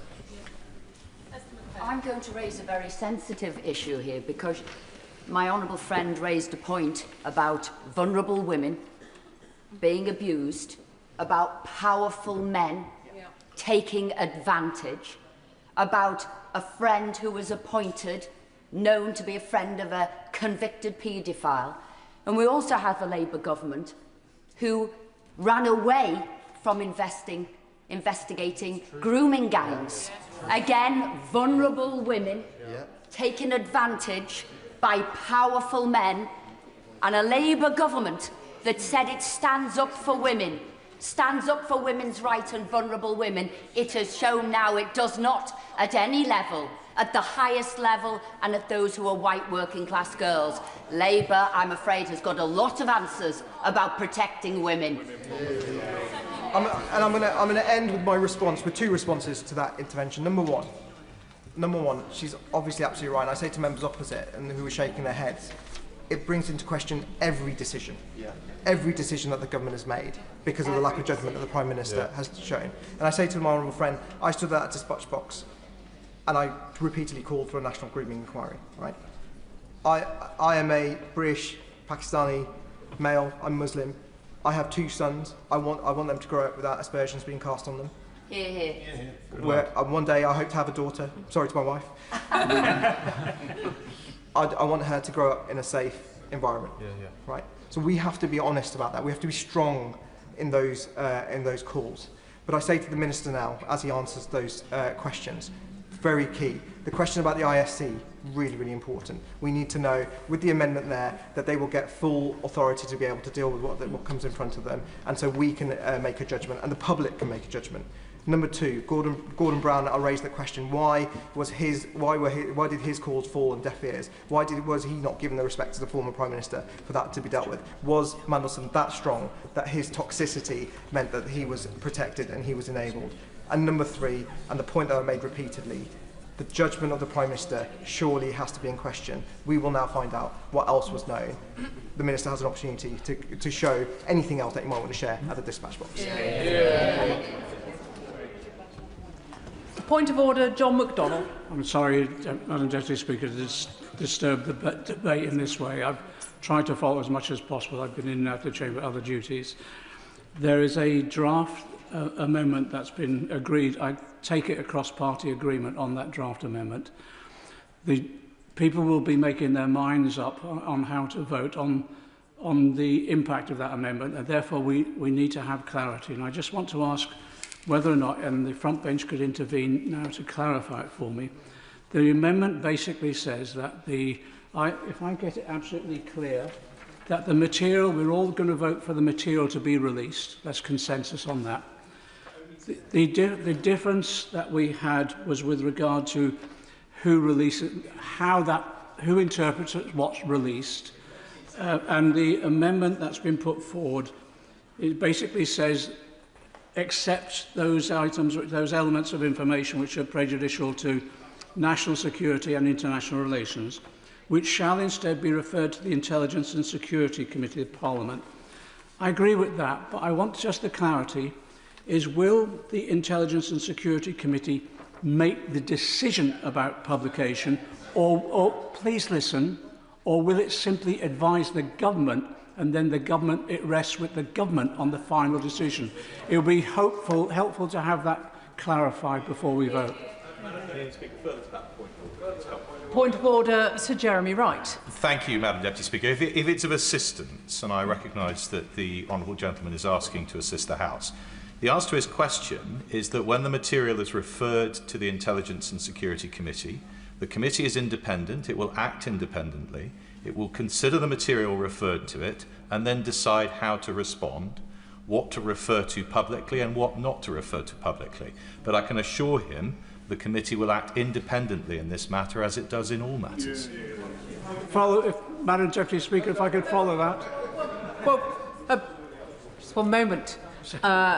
So we have several other points of order. I'm keen that we do not conduct the debate via points of order. So if the right honourable gentleman will allow, I'm going to take 2 further points of order. I will then respond to his point of order, and hopefully we then might have an answer. Jeremy Corbyn. Thank you, Madam Deputy Speaker. The point of order I want to raise is, following the answer we just heard, if the Intelligence Security Committee comes across evidence of commercial misdemeanours as well as intelligence misdemeanours and international relations misdemeanours, what powers do they have to do anything about it? Where will they refer those concerns to, and where will those inquiries lead to? Because the issues of lobbying, potential corruption in the handing out of government contracts is a massive one, which I wouldn't want swept under the carpet on the basis that this committee is dealing with international relations and national security. Point of order, Cameron Thomas.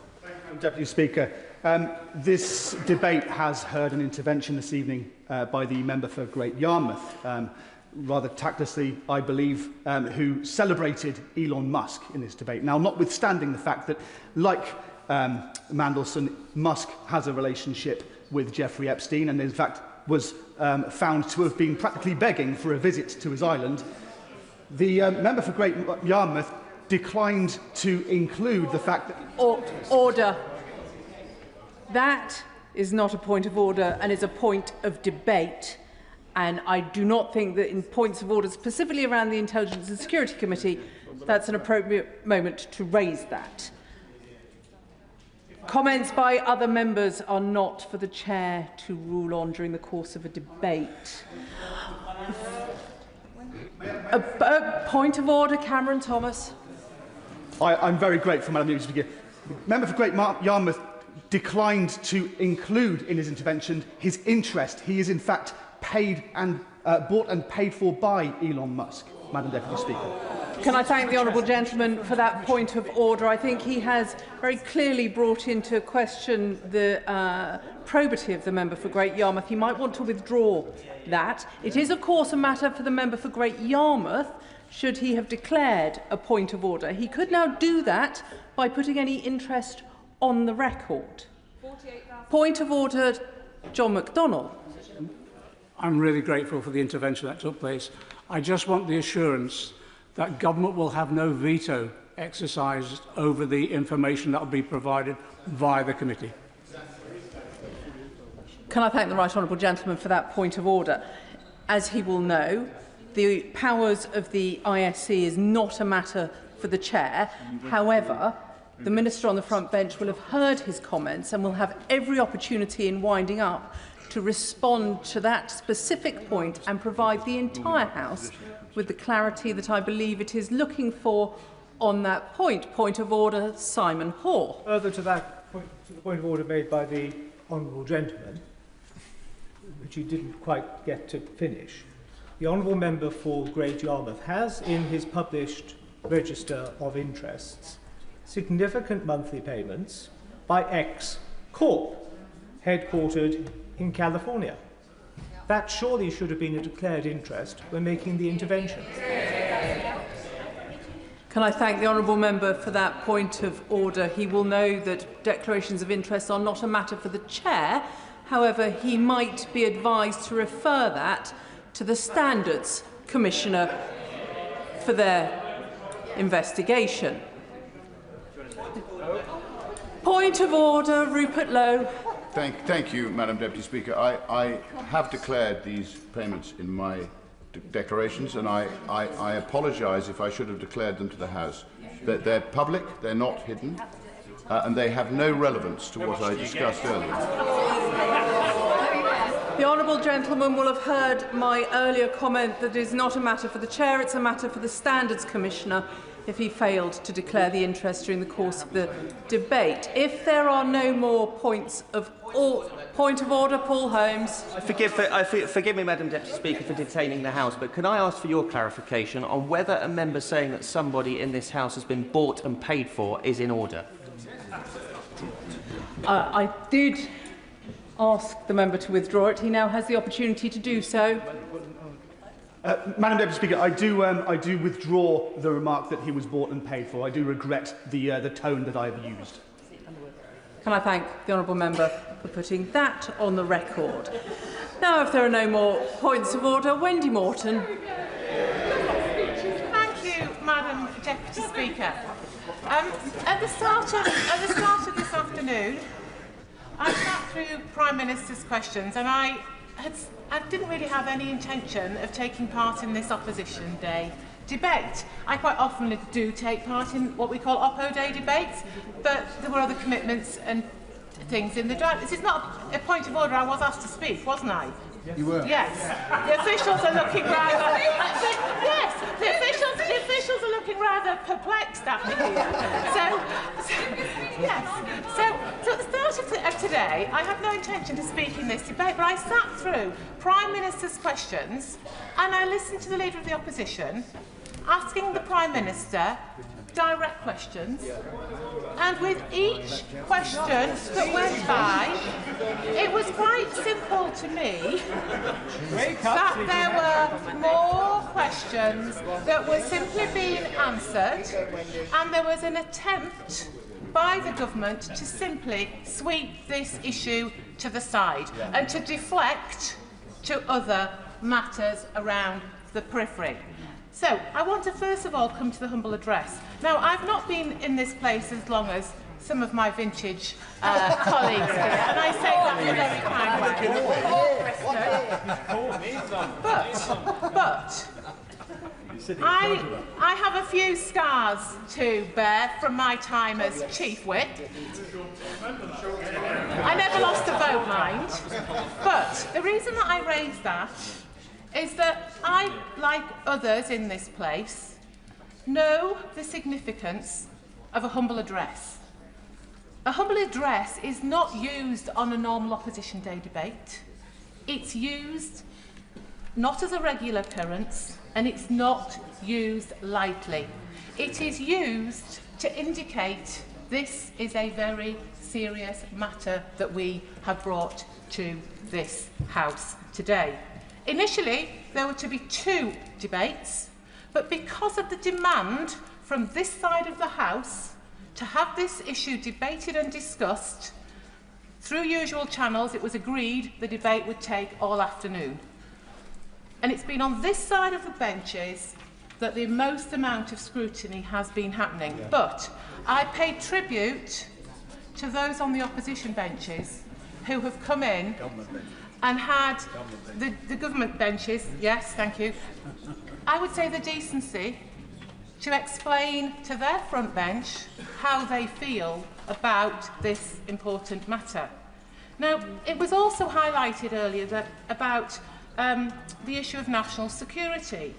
Now, in opposition, the Prime Minister, when he was Shadow Brexit Secretary back in 2018, I remember those days well, he proposed 3 humble addresses, none of them excluded national security. So this suggestion that we got this wrong was just not the case at all. Now, I'm pleased that the government has actually listened, yet again, to its backbenchers, and it's brought forward a manuscript, is a monumental manuscript amendment. But if it wasn't for the pushing from these benches and those, I don't think we would even be there now. I thank my right honourable friend for giving way. Isn't it shocking not only that the Prime Minister appointed Peter Mandelson knowing his relationship with Jeffrey Epstein, but even today the Prime Minister has sought to deflect, cover up and bring in an amendment so as not to answer questions he must now answer. My honourable friend is just so right, and I'm going to come to that a little bit later, because this is the core of this debate, isn't it? It's the fact that we want answers. There are huge questions about the judgment of the Prime Minister, about his appointment of Mandelson. Both sides have talked a lot about the victims, and that is so right. But it's important that if we're standing up for the victims, And we're standing up for the people that put us here, because we should never forget that. We need to ask the questions and we deserve the answers. And we, on this side of the House, will continue to keep asking those questions, because that is what the public and the victims deserve. They deserve transparency. They deserve accountability. Now, earlier I spoke as part of an intervention about the vetting process, and I'm not an expert on this at all, but it does seem strange to me that Peter Mandelson didn't appear to be, I would say, arguably fully vetted. He just went through strange sort of vetting or piece of paper checking process.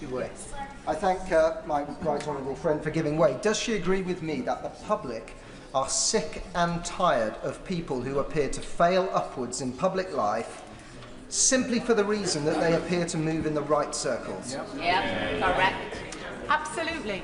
And I will share with this House today, I never set out to be a politician. I never in a million years expected to stand or sit on these green benches. But I did it to stand up for my local community because I felt that they needed a voice. I might not get everything right, none of us do. But one thing that I will do is strive to be a voice for those people that put me in this place. And let none of us ever forget that. So just back to vetting, what I would really like the Minister to explain to us is, did Peter Mandelson go through the exact same vetting process that a normal diplomat would if they were going to take up that post in Washington? The role of the UK ambassador to US is one of the most important roles within our Foreign Office. Yes. Is not the answer to my honourable friend's question about vetting, can she foresee a circumstance where a professional diplomat would be given clearance if they had sold passports and taken undeclared loans? Yeah, absolutely. Well, my right honourable friend makes a really important point there, because this is about probity and this is about evidence and making sure, for the reputation of this country, that we are appointing the right people. And yes, I declare I once was a member of that service, but I know that the people that serve our country as diplomats are of the highest integrity, and they have my trust. But when it comes to making political appointments, as today has shown, there are still questions that need to be asked. The other thing that is rather strange, Madam Deputy, is that everyone seemed to know that there were questions around Peter Mandelson. There were questions about the sort of person that he was. I think he was featured on Spitting Images once, wasn't it, as the Prince of Darkness? And yet, where was the Prime Minister? Where was his judgment? Was his head stuck in the sand? We on this side of the House, we are aware that the Prime Minister has been glowing about the talents of Peter Mandelson. Only in February, he said at the British Embassy in Washington, Peter is the right person to help us work with President Trump and take the special relationship from strength to strength. We are aware that Morgan McSweeney, Keir Starmer's Chief of Staff, pushed for Mandelson to become ambassador, sidelining long-serving, experienced diplomats. We are aware that Keir Starmer assured MPs that full due process was followed. Honourable Lady, make sure that she refers to the Prime Minister as the Prime Minister, please. Madam Deputy Speaker, I was getting a bit carried away there. The Prime Minister assured MPs that full due process was followed regarding his appointment of Peter Mandelson as ambassador. And we're aware that he appointed Peter Mandelson despite it already being in the public domain that Peter Mandelson had discussed issues relevant to his ministerial position with Jeffrey Epstein while Epstein was in jail. And I could go on. Why? Why did the Prime Minister choose to ignore all of that? And at a time when we know in this place, I think on both sides of the House, that the public are often scathing of politicians. They'll say we're all the same. We are not all the same, I can assure you of that. But they question us, they question our motives, they question our integrity. Some will even refer to us in this place as members of the establishment. something that I will always rail against. But I can absolutely see why they may say that. They mock on the other side of the benches. But the point here is about integrity. Of course. My honourable friend is making a really serious and important point, and she made a point about how she ended up in this place, and I don't think anyone should denigrate her for all the hard work she's done to achieve what she has. I'm grateful to my honourable friend, but after a while you just get used to that sort of thing when you've been here for a while. The point is here that we should never forget the people outside.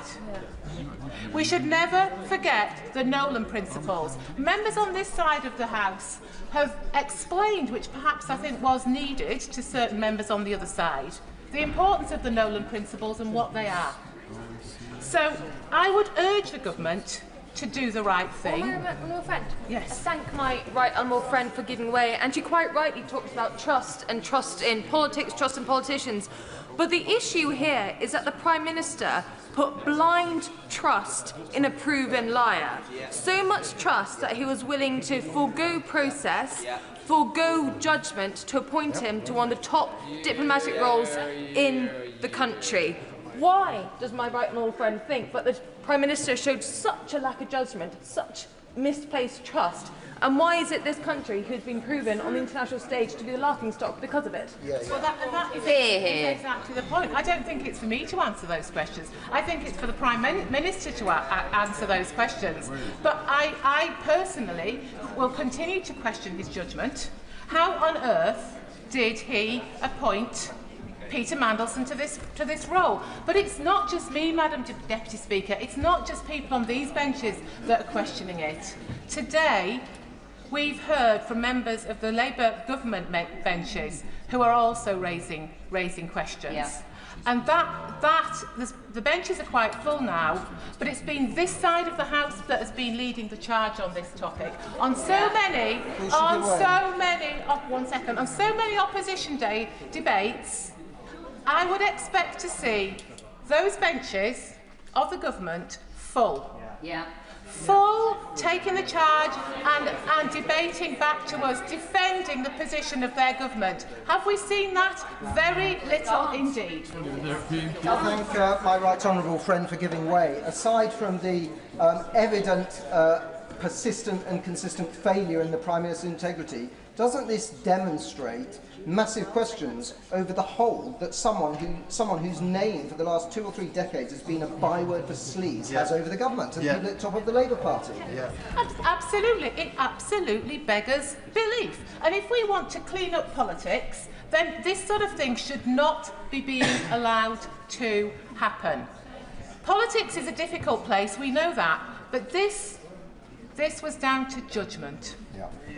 It was down to the judgment of one person, or was it the judgment of others around that person? So I urge the honourable and right honourable members on the Labour benches opposite, do the right thing this evening. Stand up for democracy, stand up for Parliament, and stand up for decency. Alicia Kearns. Thank you, Madam Deputy Speaker. Liberation Day. That is how Mandelson described the day of Epstein's release from prison for procuring children to be trafficked and raped. Mandelson's next message was, "How is freedom feeling?" Epstein replied, "She feels fresh, firm and creamy." Mandelson's next reply, "Naughty boy." Now, we hadn't seen this email, I'll admit, when the ambassador was appointed. But let's look at what we did know when he was appointed ambassador. We knew at that point that he had consoled this paedophile, consoled him on his being found guilty and convicted for just one of the many, many crimes he committed. We also knew that while he was Deputy Prime Minister of this country and Business and Trade Secretary, carrying the flag of our great nation on an official visit to New York, he stayed in a convicted paedophile's flat. How dare he do that while representing this country? But the idea that no one in the Cabinet Office, no one at the Department of Business and Trade, no civil servant, no political appointee knew that he'd said, no, I don't need a hotel, thank you ever so much. I'm going to stay at my friend Epstein's house. Oh, by the way, he happens to currently be in prison, incarcerated, but I'm going to stay at his house anyway. That, to me, raises serious questions about why he was not pursued for misconduct in public office back at that point. And no one can say that the Labour government did not know, because having been a civil servant, I knew where my ministers were staying when they're abroad. Not sure they always wanted me to know, but I knew. And none of them would have ever done that. This is the heart of the issue with the judgment of the Prime Minister. Now, on Monday, one of its ministers, the government's ministers, said nobody objected when Mandelson was appointed. I would say, look at Hansard. I remember objecting very, very clearly and repeatedly, because it was very clear at that point that Mandelson had repeatedly said that Epstein did not deserve to be in prison, that this was an awful time for him, how he was caring and thinking for his good friend. Why was there no investigation, and why was the vetting not done right? Because there is no question that the vetting cannot have been conducted properly. I have been through vetting myself. Now, I accept it was not as a minister, but as a civil servant, I've been sat in a room with a rather elderly gentleman for 2 hours, asked about my every sexual proclivity, asked about when I lost my virginity, asked about whether I'd taken drugs or not, asked about every single aspect of my life.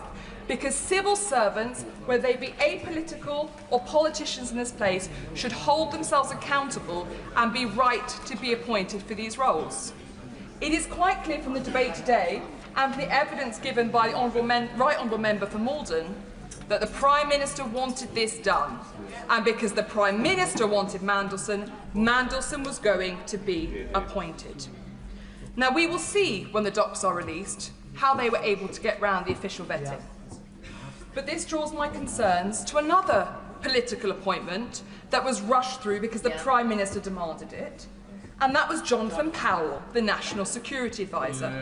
This is another appointment where there are significant concerns about his business interests, significant concerns of this House that there has been no scrutiny of Jonathan Powell as National Security Advisor because he will not come before this House. He will not give evidence to this House.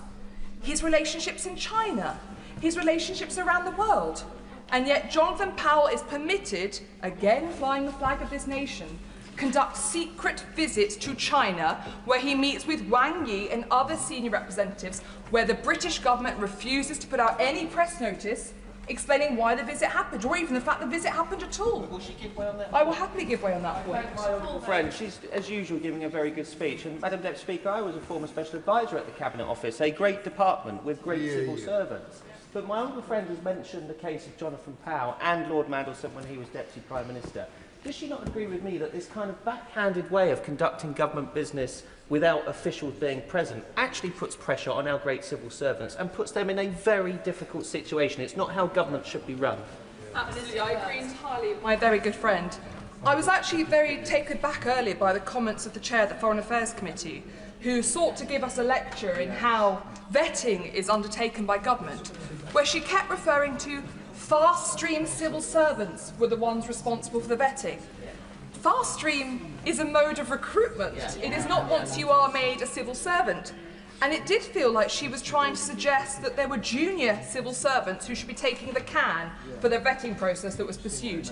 And I very much hope that is not the case, because it would be deeply inappropriate if it were. But the two commonalities between the appointment of Lord Mandelson and of Jonathan Powell are Morgan McSweeney. So I must ask whether or not Morgan McSweeney is the one who here should be held accountable. Because at this point it looks like no one is going to be held accountable. I will very happily give way. Today's debate is about accountability. Everything falls at the lap of the Prime Minister.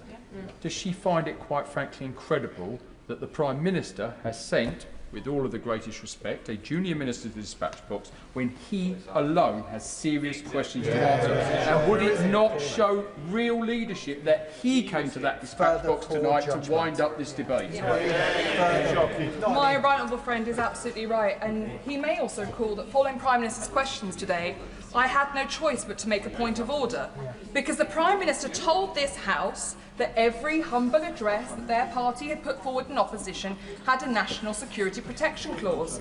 And yet, when I looked at the November 2024, the last two that they had done in opposition, neither features the word national or security, let alone the two put together. But the Prime Minister put his, in just a moment, but the Prime Minister in contrast put his hand up to me and dismissed me, shaking his arm at me as he left the chamber, as if the point I was making was not one that was necessary. And yes, on Monday, members will also recall, he shouted that I was pathetic for asking why he met with the master of the two Chinese spies when he went to China recently. If the honourable gentleman would still like to intervene, I'm very happy to take his intervention. Thank you very much, Madam Deputy Speaker. I'll take the honourable member's word for it that those humble addresses didn't contain those words. But if you take, for example, the humble address on Lebedev's appointment to the House of Lords in 2022, it didn't have to contain those words for the Conservative government to use national security grounds to not provide swathes of documents, precisely, doing it without the words even being included, and actually using rhetoric in the response that they were almost mirroring the Freedom of Information Act in the types of exemptions that should be applied. Are you really going to deny that that was the approach to dealing with a humble address? Two uses of the word used. Sit down. Sit down. I haven't said anything. It's the Honourable Lady who has made a comment, but any intervention needs to be via the chair. Apologies, Madam Deputy Speaker. I'm out of practice on my interventions, obviously. Would the Honourable Lady like to respond to that, and is she aware of the convention? The honourable gentleman, because I agree he should hold his government to exactly those standards. That is the point that I made precisely, and I'm very sorry that he missed my point of order. I recognise it was not a showstopper. However, that is exactly the point that I made. It is implicit within these, and if the government had tried to put wording in their amendments such as secret or top secret documents cannot be revealed, I would have said yes. That is absolutely fair, but that was the exact point. There is no requirement to stipulate national security, let alone some vague wording around international relationships, because it is already provided for. So I'm thankful to him for confirming exactly my position. Now, we've touched on China here. I do hope that when these documents are released, we will see also the full extent of the relationship between Epstein, not just with the Putin state, but also with the Chinese Communist Party, because I do have deep concerns about the way in which Mandelson had a say over the current government's China policy, because there is no question that he has been in there and influencing that. Now, when it comes to what is still unanswered, as I have raised almost every day this week, on the 5th of December, I wrote to the government, in fact I wrote to the Cabinet Secretary, I should be accurate, and asked the details of Mandelson's severance package. These were not complicated questions. It was, what was the detail of the contract and will it be published? Has any NDA been signed at any point to do with it? When did Mandelson receive his final payment, or is he still being paid by the taxpayer? And what were the details of his severance package? We are almost 2 months on, and I have received no response from the Cabinet Secretary, who, as we have discussed today in this chamber, almost ad nauseum, we do not have confidence to be able to carry out this inquiry.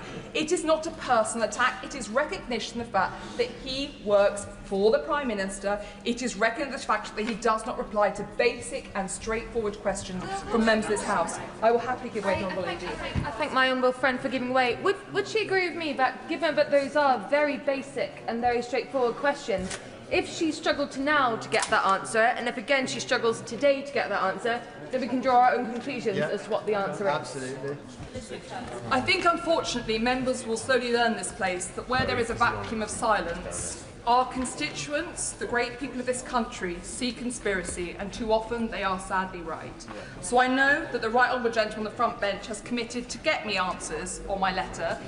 Although he's currently having a conversation with someone else, I would just gently encourage him that I would like to see the answer to those questions on the severance today at the dispatch box. Because I raised it on Monday and I have received no response, it is in the motion.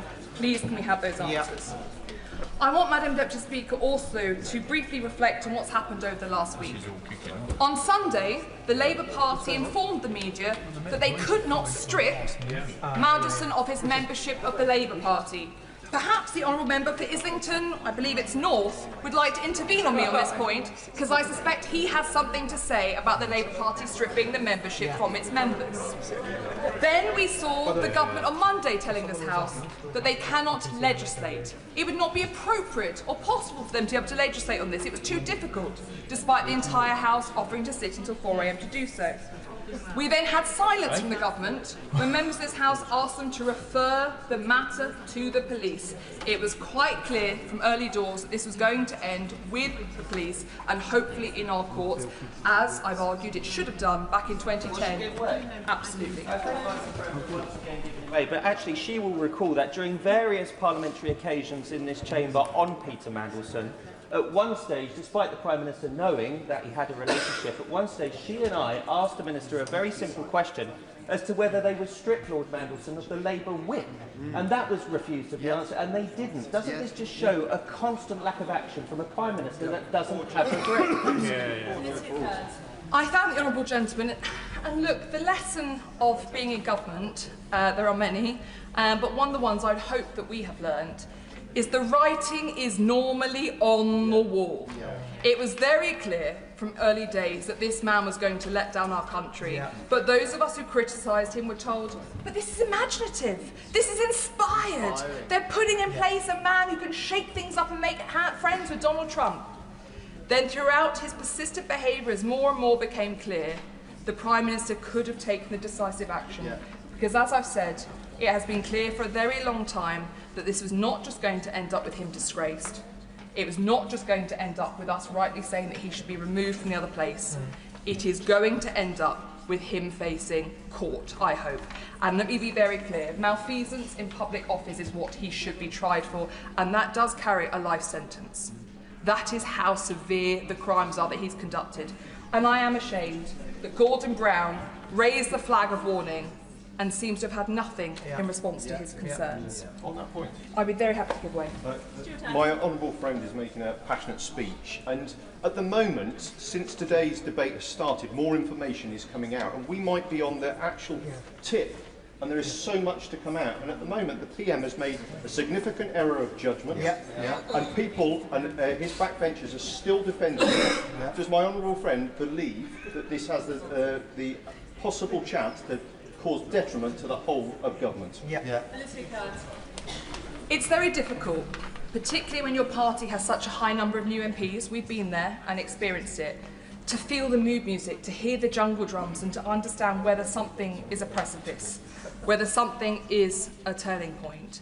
But I think for many of us who've been reflecting over the last few days, this does have hallmarks of things that we feel we've seen before. We've been here, we've seen this sideshow. And it's very difficult, because your integrity is the only thing that you take with you when you leave this place. And that is something too many colleagues across all sides of the House have had to learn over the last few years, because this is a cruel game and you will find yourself thrown out when you do not expect it. I turn now to the manuscript amendment that has been laid today. Can I say how much I welcome the fact that this has been moved forward? This is a sign of the government listening, and I give them credit for having done so.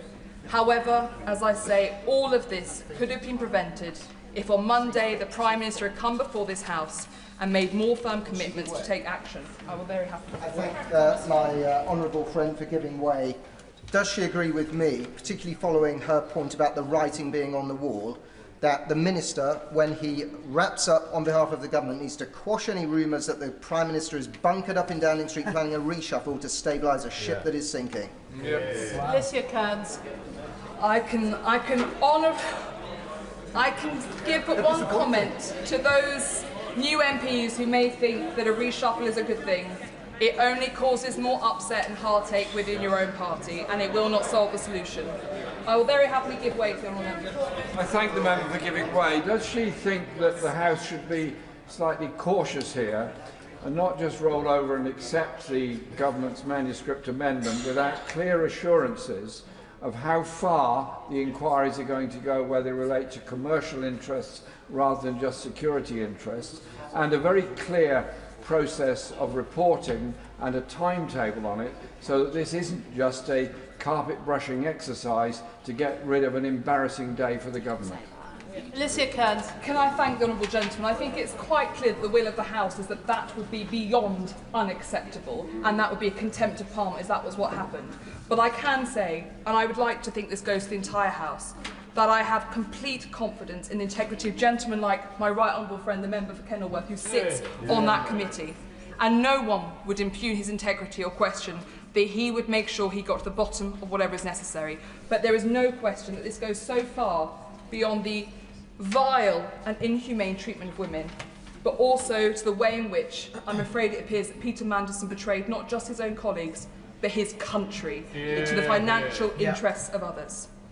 I will take one last intervention. Grateful to my honourable friend for giving way, and further to that last intervention, we need assurance that we're going to have urgency. We've seen victims of child abuse in this country let down by a government which resisted an inquiry and then agreed to it in the big moment, which could be like today, where the government appears to give way, and then months passed with nobody appointed to it. So we need to hear from the Minister the government is going to move with speed to make sure this information comes out. Alicia Kearns. Can I thank the right honourable gentleman, because actually he's hit on a point that no one has raised in today's debate, and without it I think we would have had a real missed opportunity. There has been no commitment from the government as yet as to how quickly files will be turned over to the IC, and no commitment to how quickly all the documents mandated within this humble address will be released. That is vital. Now I'm hoping that as part of any release they will contact the Department of Justice and require the release of any additional documents that would be in our national interest, or anything that references Mandelson in any way, or indeed any British national in any way.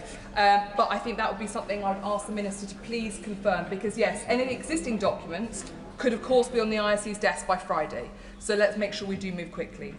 I want to just conclude by touching once again on the incredibly brave women, without whom none of this would ever have come out. And to Virginia, who obviously is not here today to hear us debate and discuss this important issue. We have to recommit in this place that we will hear women, that we will see women, and that we will stand by women who report abuse. Because all of us have seen how easily women's concerns are dismissed, how well we are spoken over, and how we are ignored, particularly when it comes to men of power. And we have touched on some of the men today who've been named in these documents who are commercially very powerful. There are concerns about who else may come out. No one who has been named in those documents, who knew what happened to those women, should be allowed to continue to live their lives and make profits as if this didn't happen. And that must be the main commitment. I want transparency, I want those documents out. But actually I want all of us to say, whether it's a woman in our constituency who comes to us, whether it's someone who comes to us from another part of the country in concern, that we will stand by them, because this is a stain on Britain, and we must make sure this never happens again, and that we listen to our women and that we defend them. Thank you, Madam. Shadow Minister Neil O'Brien. Thank you, Madam Deputy Speaker. This has been an absolutely extraordinary day in British politics. It is not often that there is an audible intake of breath in this chamber, but we all heard it earlier on. That gasp when the Prime Minister admitted that yes, he had known that Peter Mandelson had an ongoing relationship with Jeffrey Epstein at the point where he appointed him our ambassador to Washington. It is a truly extraordinary admission. And the argument that the Prime Minister is making now, and it is quite incredible, is that he did know, but he didn't know the depth and extent. And this implies that there is some reasonable extent to which you can be in a long-term relationship with the world's most famous paedophile and still be appointed to our ambassador in Washington. That you can be, to a certain reasonable in depth, involved with the world's most corrupt man and still be appointed His Majesty's ambassador. And now the Prime Minister is asking to be taken on trust. Well, after this whole sordid affair, I'm afraid that's just not good enough anymore. The Prime Minister knew that Mandelson had stayed in Epstein's house while he was in jail for child prostitution. Did that not set some alarm bells ringing in the mind of the Prime Minister? Or is that not deep enough a relationship to have worried the Prime Minister? The member for Skipton earlier on told the House that the British government was warned by one of our closest international allies about their deep concerns before his appointment. Did that not set some alarm bells ringing in the mind of the Prime Minister? No, instead, he appointed a man who had twice had to resign over corruption, and now, unbelievably, his argument is, if only there had been some sign that Peter Mandelson was like this. Unbelievable, Madam Deputy Speaker. And this may just be the beginning. We really need to hear an answer now from the Minister on a specific point which ministers ducked and refused to address earlier on. The whole House will hear if he does not answer. Will the government agree to a full investigations into Mandelson's behaviour while he was our ambassador in Washington? Because on 27th of February last year, Mandelson arranged for the Prime Minister to meet Palantir, a client of Mandelson's company, Global Counsel. That meeting was not recorded in the PM's register of meeting. It only emerged later. Palantir were then awarded a £240 million contract by the government on a direct award rather than a competition. We need the Cabinet Secretary to examine the circumstances of that contract. Will a minister agree, yes or no? And I asked the minister, why wasn't that prime ministerial meeting recorded in the normal way? How many more such lobbyist meetings were there? What other inside information was shared with Mandelson's clients? And will he now agree to a full inquiry into Mandelson's time as our ambassador, yes or no? Can furthermore the Minister reassure the House that the proper process has been followed for all Number 10's other appointments recently? Can he say that very clearly to the House and give us that reassurance? Now, before I come to the manuscript amendment, Madam Deputy Speaker, let me say something positive about some of the contributions we've heard today from the Labour backbenchers.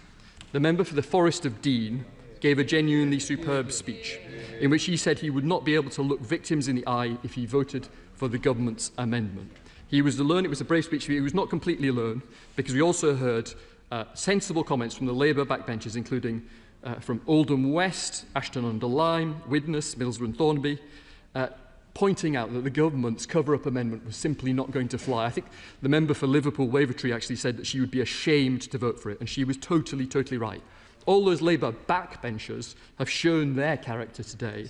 But what a contrast with the behaviour of the Prime Minister, who isn't here. He still hasn't apologised for appointing Mandelson. And a few hours ago, he was telling this House that these documents couldn't be published. He was saying at PMQs that the Leader of the Opposition was outrageous and silly for even asking. And here we are, just a few hours later, and the government has had a total U-turn because they know that they can't get their own people to vote for this shameful proposed cover-up. The Prime Minister has not been decisive. He only sacked Peter Mandelson because we forced him to do. He said again and again that he had full confidence in him. And I think many voters will be thinking, why on earth was the Prime Minister so deeply in hock to this man? The truth is, he was not out on a limb over in Washington. He was a deeply embedded part of the Prime Minister's operation. He was involved in the selection of some of the MPs here today. He was involved in the Prime Minister's reshuffle. He was part of the toxic culture that the Health Secretary, the Labour Health Secretary, has warned about in Number 10. And most shamefully of all, we had a former Labour Prime Minister, Gordon Brown, whatever you think of him. He tried to get a document about some of the things that Peter Mandelson had done. He was rebuffed. Funnily enough, the documents couldn't be found. Madam Deputy Speaker, whatever you think of Gordon Brown, when you choose Peter Mandelson over Gordon Brown, you are making the wrong decision. Yeah. So I now come to the manuscript amendment which has hastily been produced by the government. This is, for the people watching at home, this is an amendment to an amendment. It's a U-turn on top of a U-turn.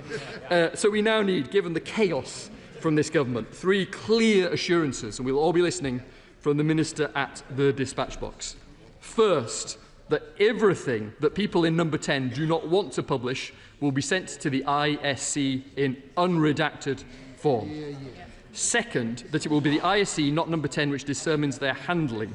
And this comes to the question, a very good question put by the member for Hayes and Harlington, that if the ISC says that documents deemed sensitive by Number 10 can be released, that the IC will be able to release them without any veto from number 10. And finally, we need... I'm happy to give way to an honourable friend. It's really important we hear from the government on clarity on this, because there could be individual documents versus a report. Now, the independent committee can produce a report, but we need to know those individual documents that could be challenged could be put out if the committee feel it's correct. Does he agree? Neil O'Brien. I absolutely agree with my honourable friend, and I want to hear from the Minister. Will he agree that the IC should be able to give the gist of documents, even if they are not fully released? But third, can we have a reassurance on this hastily proposed manuscript amendment that we will not be waiting for months, that this will not turn out like the grooming gangs where nothing happens in the end, that we will not be waiting for ages, and there will be a clear and short timeframe on getting these documents published and to the ISC? Happy to give way. Secretary Hurst. I'm very grateful, Mr. Speaker, for the honourable gentleman giving way. There's a fourth point, which is that there's going to be likely to be a sizable volume of documents for the IC to review. Will the Minister reassure this House that the IC will be given the resources in order to do their job? It's an excellent and good learned point from my right honourable friend. He's completely correct. Mr. Speaker, I actually today feel quite a lot of sympathy for Labour backbenchers. They have once again been put in a totally impossible position by the Prime Minister and his advisor, Morgan McSweeney. The government wanted the same people who had appointed Mandelson in the first place to be able to control the release of information about the way that appointment was made, the extraordinary way it was made. And I actually today feel for those Labour backbenchers, because these people in Downing Street, they're the same people who told all of them that they had to vote to cut the winter fuel payment because there would be a run on the pound if they didn't vote for it. It's the same people in number 10 who told them that they wouldn't change their position on the family farm tax, and then after people had killed themselves, they changed their position on it. It's the same people in number 10 who got them to vote against an inquiry into grooming gangs. And that is telling, Mr. Speaker, because that was another occasion on which this weak Prime Minister put his own political interest ahead of respecting victims. Mr. Speaker, today we learned a little bit more about the character of our Prime Minister, and as a result, as I listen to them today, I think now even some Labour MPs are asking themselves the same question as the public out there. Doesn't this country deserve better? Minister. Mr. Speaker, I beg to move the manuscript amendment standing in the name of my right honourable friend, the Prime Minister. Can I start by thanking everyone who contributed? The tone was overwhelmingly constructive, serious and aimed at getting to the truth. In particular, I just want to thank a few members. The member from North Dorset, who I thought got the tone exactly right, asked a number of serious questions which I will come to, and reminded us the importance of the matter in hand. I also want to thank my honourable member for Forest of Dean, who, while he disagrees with me, did so agreeably and put his case very well and with passion. I also want to thank the honourable member for Skipton, or right honourable member for Skipton and Ripon, who reminded us of the origins of the humble address. And when I was a political advisor on the Brexit team in opposition, these looked a bit more clever than they do today. So I thank him for that and the spirit he did it. But in particular, I want to thank and highlight the speech by my honourable friend for Bolsover, who I thought made an incredibly powerful and commanding speech and rightly put the voice of victims in this House, and she did so brilliantly. So thank you for that. Mr. Speaker, it's clear from all sides of the House today that they share the public's anger at Mandelson's treachery, his lies and his deceit. As the Prime Minister said earlier, Mandelson betrayed this country. He betrayed Parliament, he betrayed my party, and he betrayed our government. He lied. I'll just make a little progress and I will, if that's okay. He lied to the Prime Minister. He lied during the vetting process, which I will return to because a number of members raised it. Frankly, Mr. Speaker, I suspect he's still lying now. And that's why, since new information came to light, the Prime Minister, over the weekend, the Prime Minister has acted in a number of ways. Firstly, on Monday, I will. Just let me complete this and I will. On Monday, the Prime Minister instructed the Cabinet Secretary to investigate all papers released by the US Department of Justice. The Chief Secretary to the Prime Minister also set out to this House in a statement. On Tuesday, the Cabinet Secretary decided to refer certain material to the police with the Prime Minister's support. and subsequently the police have launched a full investigation with which we will cooperate fully and must go everywhere the evidence takes it. I will give way, if you take out first the honourable gentleman there, and then I'll give way. I think it's pretty underhand of the Minister to make himself the champion of public anger about the person Mandelson was. Because I can tell you what the House is angry about on both sides. It's not just with Mandelson, it's with the Prime Minister for appointing him in the first place. Minister. As the Prime Minister has said many times, if he'd have known what he knows now, he wouldn't have had him within 1 million miles of government, and that is absolutely right. I will give one over to my honourable friend. Sir Julian Lewis. I'm very grateful to the Minister for giving way. I'll try and make the same point, but in a less emotional way. Now, the Prime Minister was asked today directly, could he tell us, did the official security vetting that he received mention Mandelson's ongoing relationship with the paedophile Jeffrey Epstein? And he replied, yes, it did. Now, the point is that when the Minister says he lied to the Prime Minister, but the Prime Minister knew that the relationship was ongoing. So even if he lied about some other aspects of the relationship, cannot the Minister see that the fact there was any ongoing relationship at all with a man who'd been imprisoned for paedophilia and prostitution, can he not see that that was an impossible position to defend, and no subsequent lies or revelations alter the fact that the Prime Minister appointed him when he knew that he was in that ongoing relationship? Can I thank him for that?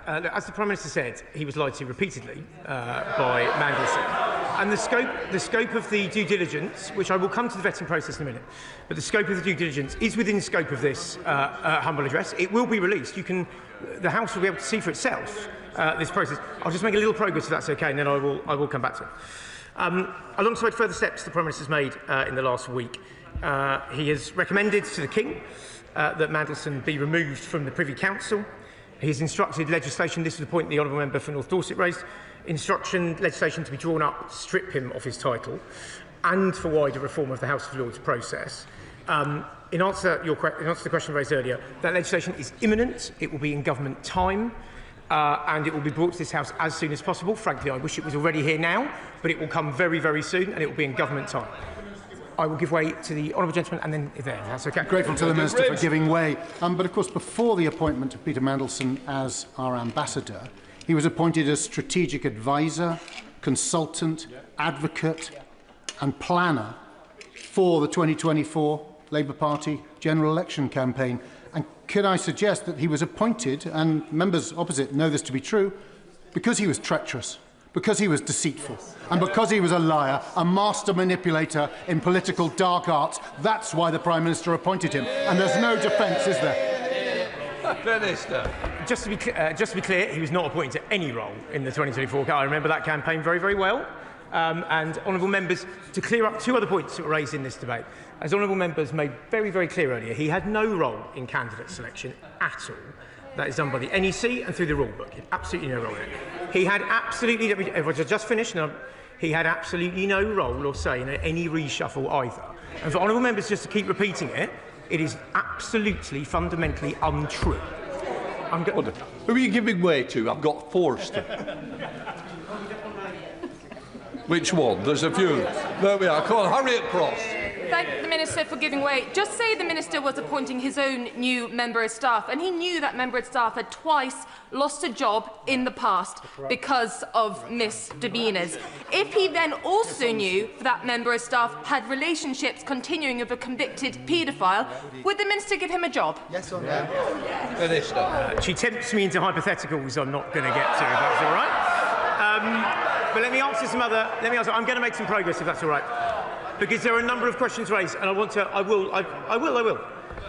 make some progress, please, because a number of people raised the question of vetting, which I want to come to, and the chair of the Foreign Affairs Committee outlined this process a little earlier, and I just want to clarify that. But she was absolutely right in what she said. Before Mandelson's appointment, there were two distinct and separate processes. Firstly, within the Cabinet Office, where due diligence was followed in exactly the usual fashion for this type of appointment, and a second process, which is national security vetting, undertaken by UKSV, the UK security. I'll just complete this point, by UK security vetting. I want to be very clear with the House. None of that was skipped. Nothing was removed from the usual process. And we have, as the Paymaster General set out earlier, strengthened the vetting process further. I will give way to the Honourable Lady, and then I'll give way to the Honourable Gentleman behind. Thank you. I thank the Honourable Gentleman for giving way. I wonder if I could ask him, the Prime Minister said clearly today that he knew when he appointed Peter Mandelson to the job as His Majesty's Ambassador, that he knew that he had an ongoing relationship with paedophile Epstein. So can the Minister tell us what sort of relationship he thinks would be acceptable in appointing such a person? Minister. As the Prime Minister made clear, he was lied to repeatedly by Peter Mandelson on this. And information on that was in the vetting report, which will be published to the House. I will give way to the Honourable Gentleman. Thank you, Mr. Speaker, and I thank the Minister for giving way. But the question, Mr. Speaker, to the Minister is this. The Prime Minister stood at the dispatch box and said he knew. When the Minister says that documents will be released and the vetting will be released, that's all irrelevant, Mr. Speaker, because we're not interested in what he said, because the Prime Minister said that he knew. So the question is this. Why did the Prime Minister feel that that was appropriate to appoint one of the most senior ambassadors in the world? That's got nothing to do with vetting. This gets to the heart of the Prime Minister's judgment. Minister Ward. As I say, the Prime Minister, look, before Mandelson was appointed, there were reports obviously linking him with Epstein. This was looked into as part of the vetting process. Mandelson lied to the Prime Minister, he hid information. When new information came out, he removed it from it. This information will come out, will be approached and will come further. I'm going to make some progress and actually come to the motion, if that's okay. I will give way to my own lead. It's the first one from behind me. The Minister... Just a minute. In fairness to the Minister, he's given way time and time on this side, and quite rightly, he's giving way to the left. So don't feel that you've been outdone to, please.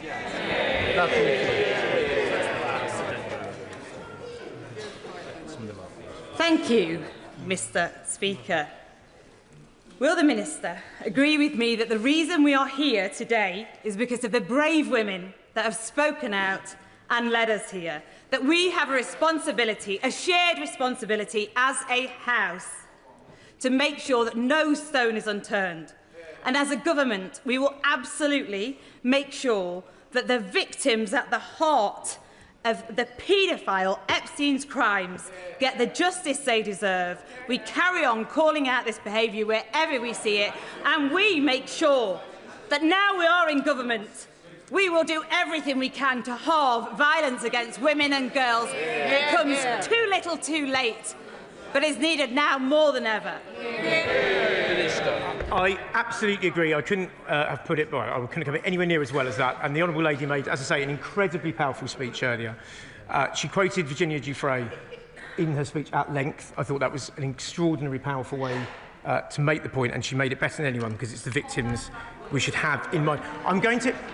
I will give way. I will give way one more time, and then I will come to the motion, if that's all right. I appreciate the Minister for giving way. One of my concerns has been that when Mandelson was our ambassador in DC, he was responsible for a very large embassy. Now, there may have been members of the Foreign Office staff there who have survived rape or sexual assault, or they may well have been sexual assaults during his tenure of ambassador. Can I confirm that Foreign Office ministers have reviewed all HR decisions he made while he was there as ambassador to make sure that any women who had any concerns about treatment or they were spoken to or things they reported received the support that they deserved? Can I thank her for that point? Look, anyone who obviously would make any allegation or any report of that would obviously be treated seriously. I will take it up with Foreign Office ministers, if that's okay, and come back to her, because she does raise an incredibly serious point. I will give way one more time to the former Attorney General, if that's okay, and then I will... I'm extremely grateful to the Minister for giving way, and I know he wants to move on to the motion, but just before he does, the point was raised by my honourable friend with the Shadow Minister, but I'd be grateful for some reassurance from him. He's moved the manuscript amendment. If the House today passes this motion with the manuscript amendment attached, then a volume of material will reach the Intelligence and Security Committee. He knows that our administrative resources are limited, and we do not know what volume of material may be coming our way. The House will expect us to do a thorough job. We will seek to do one. But can I ask him to reassure me and the House that the committee will have the additional administrative resources it needs, if it needs them, in order to consider that material properly? Minister. Can I thank him for that and for the speech he made earlier and the point he's making this? Absolutely yes. I completely recognise the point he's making. There is a lot of documents covered by the motion here. That's not a complaint, it's an observation, and that the ISC's role, they have the authority and respect of this House. They need the resources to go with it. We will ensure that that happens in the usual way. I'm going to go to the motion, if that's okay. I'm going one more time and then the motion. Smith, I thank the Minister for giving way. Could he confirm on the floor of the House that the government will also include details of how the government managed conflicts of interest between Peter Mandelson's shareholding in Global Council and his activities as ambassador? And specifically, could he look at the background and come back to the House on 2 contracts, one to Admiral Technologies and one to Palantir, which were direct award contracts, of which at least one of those clients was a client of Global Council? Can I thank him for that? And as I mentioned at the beginning, the way he went about his speech as well. Look, the humble address will cover is that will be within scope of the humble address that we'll have it. And if there are specific further points regarding direct procurements that the Cabinet Office needs to look into, I will write to him and come back to him that, because that's a fair point. Well, from the I will intercept the opposition spokesman. I'm very grateful to the Minister for giving way, and he's being very generous with his time. The humble address is obviously about Lord Mandelson's appointment. However, the point raised by my right honourable friend was about 2 contracts, at least one of which was went to, by direct award, a business that was a client of Global Council. The Prime Minister met that company whilst in Washington. It did not appear on his register of interest. Will the Minister assure the House that the Cabinet Secretary will look into the process that led up to that direct award? Minister. As I said, we will deal with what's in the first. Everything in the humble address we'll deal with. On that point, I will ask the Cabinet. I will write back to him. I will write back to the honourable gentleman as well, and I will follow up with the Cabinet Secretary on that point, if that's okay. I'm going to get to the motion, then I promise I will give way, because you have been trying. I'm going to get to the motion. I'm going to get to the motion. Now, as I said, the government expects the spirit, purpose, and intent of the opposition motion, and we want to provide transparency and drain the swamp of Mandelson's lies. The amendment we have, the manuscript amendment we've put forward, has two important points in it. One on national security and one on foreign relations. I want to cover those quickly and then I will take interventions. On national security, as the Prime Minister has said from this dispatch box, and has said more times to me over the years I've known him than I can remember, is his #1 priority, and he will never compromise on that. That is why we wanted it in the motion, and that's why we wanted it in front of the House. There is a precedent for this within the humble address, as we mentioned. Well, I think one of my right-honourable friends mentioned earlier, in the humble address we did regarding Lebedev, which included the words, and I quote, in a form which may contain redactions, but such redactions shall be solely for the purposes of national security. So the intention is to abide with that spirit, and the intention is to make a very clear point on national security. But I will come to how this is going to be done by the ISC and the Cabinet Secretary in a second. On international relations, as the Prime Minister said, these documents, which are significant in number, could well touch on sensitive issues of intelligence, trade, or relations with other countries. For example, we would not inadvertently want to release information about what our red lines are in trade agreements, about the peace negotiations and position on things like Ukraine, Middle East or Sudan, or on sensitive assessments made on our allies, and with diplomatic conversations on our life depends. The point of the amendment is that we are trying to address that and to make that clear within the House, and we're trying to balance transparency with national security. And that is what the manuscript is doing. I will give way to the honourable gentleman, the right honourable gentleman behind, and then I'll give way. Ben, I thank the Minister for giving way, and no disrespect to the Intelligence and Security Committee, but he will have heard the points of order from the member for Hayes and Harlington and myself earlier. I think we need to know that there is a timetable for this inquiry. We need to know that it is not going to rule out specifically commercial interests such as Palantir and not investigate them. And we need to know that it's also going to investigate the whole web of influence that Peter Mandelson had over so much in government, which has brought about this dreadful position where we end up appointing somebody who's a friend of a paedophile as the ambassador to Washington. Because there are many people looking at this debate today who will not be happy that Parliament merely shoves it off to a committee of its own when they think there should be a wider public interest inquiry into the whole affair. Minister. Thank you for that. Look, the police investigation will go wherever it needs to. It will cover any criminality or allegations thereof. That is the right way to do it. And nothing, I say, will be hidden in that fashion.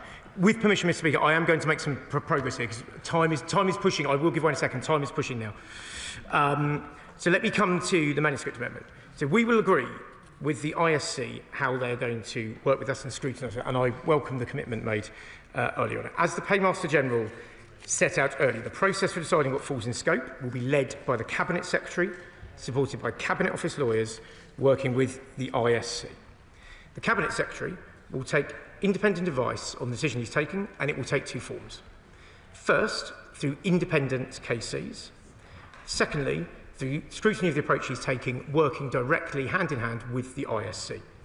Now, the Cabinet Secretary will write to the ISC setting out that process.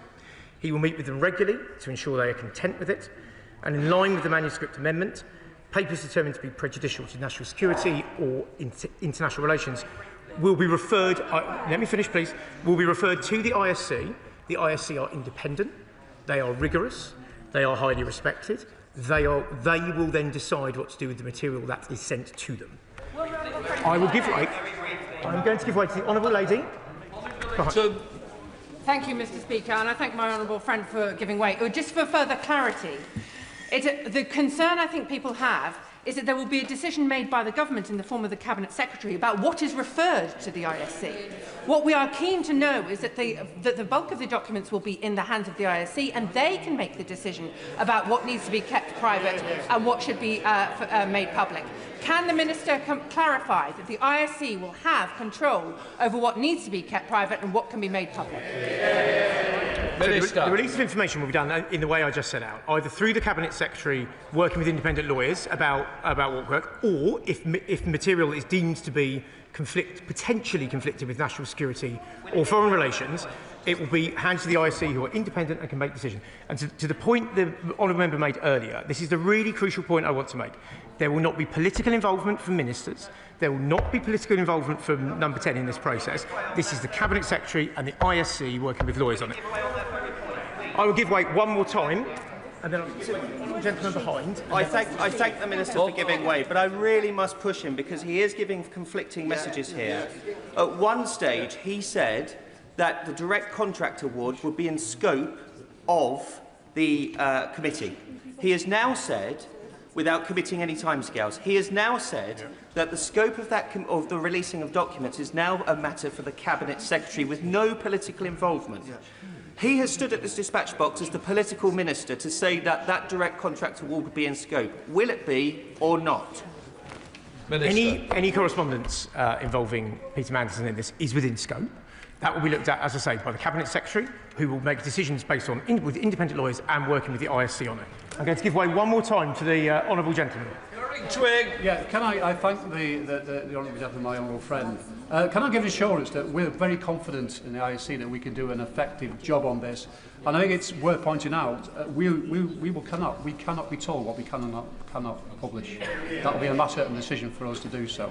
But can I also ask for an assurance following on what he's just said, is that there will be no block whatsoever on documents that the ISC should be getting? Yes, I can confirm that, and can I thank him for he has huge expertise in this, and I can confirm that, and we will work with the ISC on this. I'm not going to give way anymore. There are 4 or 5 minutes to go. I will make some progress if that's okay. Mr. Speaker, as the Prime Minister also mentioned today, there will also have to be discussions with the Metropolitan Police over material. The Metropolitan Police have issued a statement today around material that will be released, so I just want to confirm to the House the material will not be released today because of the conversation with the Metropolitan Police over that, but it will be released as quickly as possible in line with the process set out before the House. I will give way, because I said I would earlier, to her.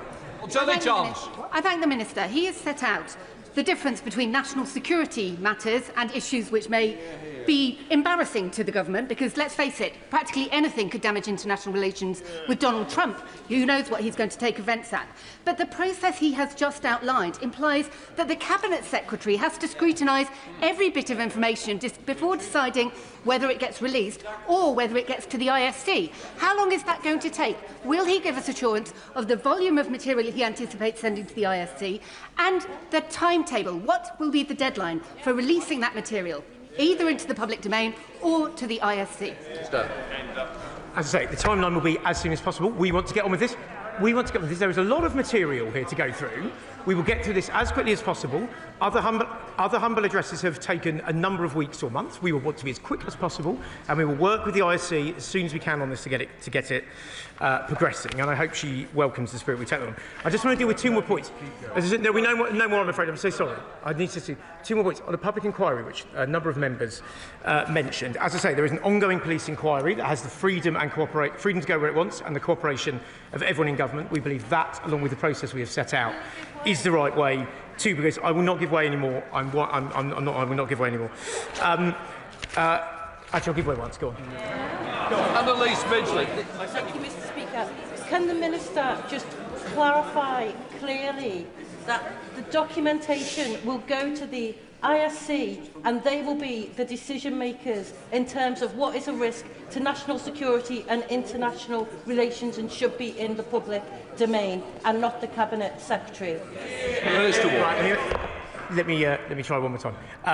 It will be either made public by the Cabinet Secretary, or it will go to the ISC, and they will have a decision for it to be made through there. And it will be done with the independence, resources, Mr. Speaker, no, I'm writing up now. Mr. Speaker, it is absolutely right for the House to have debated this incredibly important issue today, and in the spirit it has. And I do want to thank honourable members and right honourable members for that. As I said, the lies, venality and treachery of Mandelson shame this House.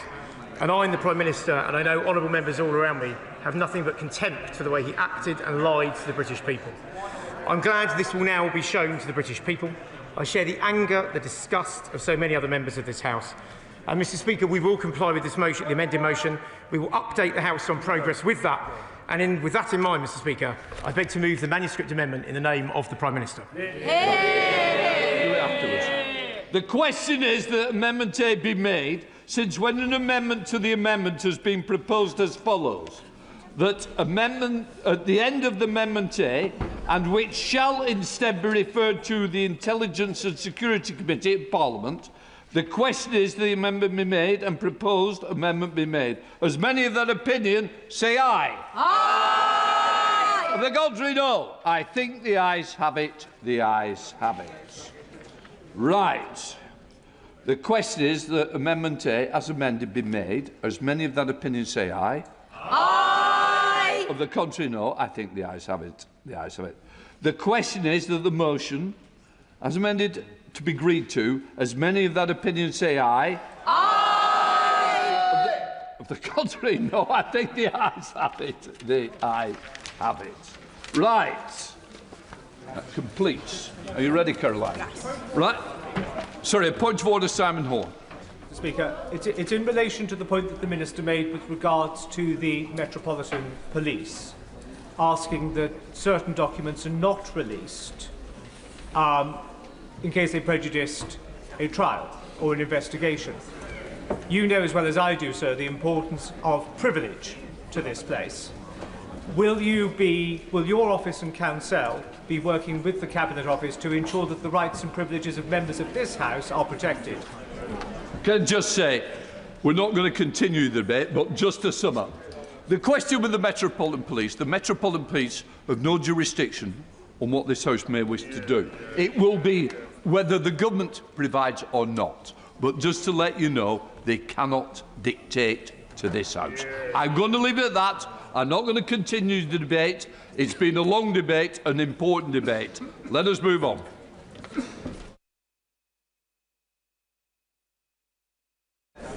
Order, order. I will now announce the result of today's deferred division.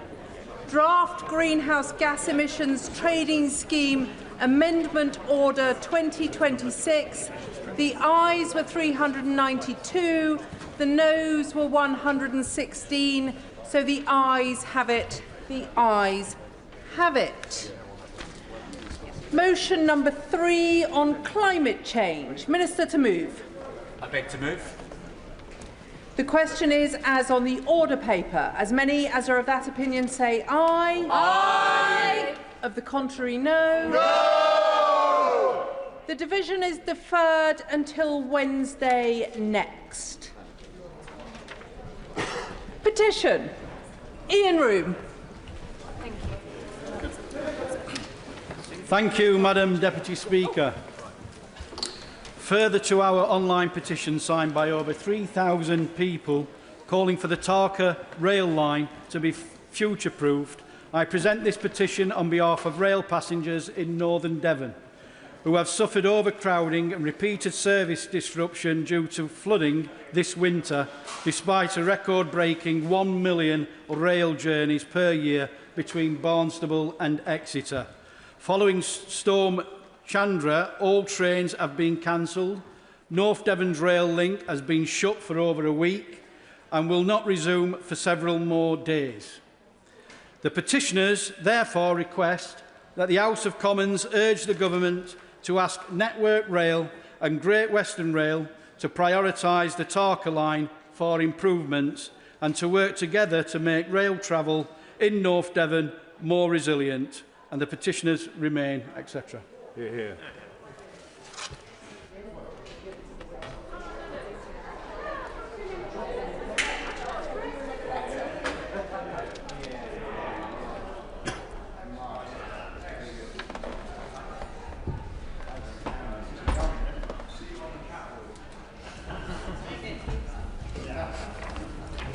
Petition the Tarka line.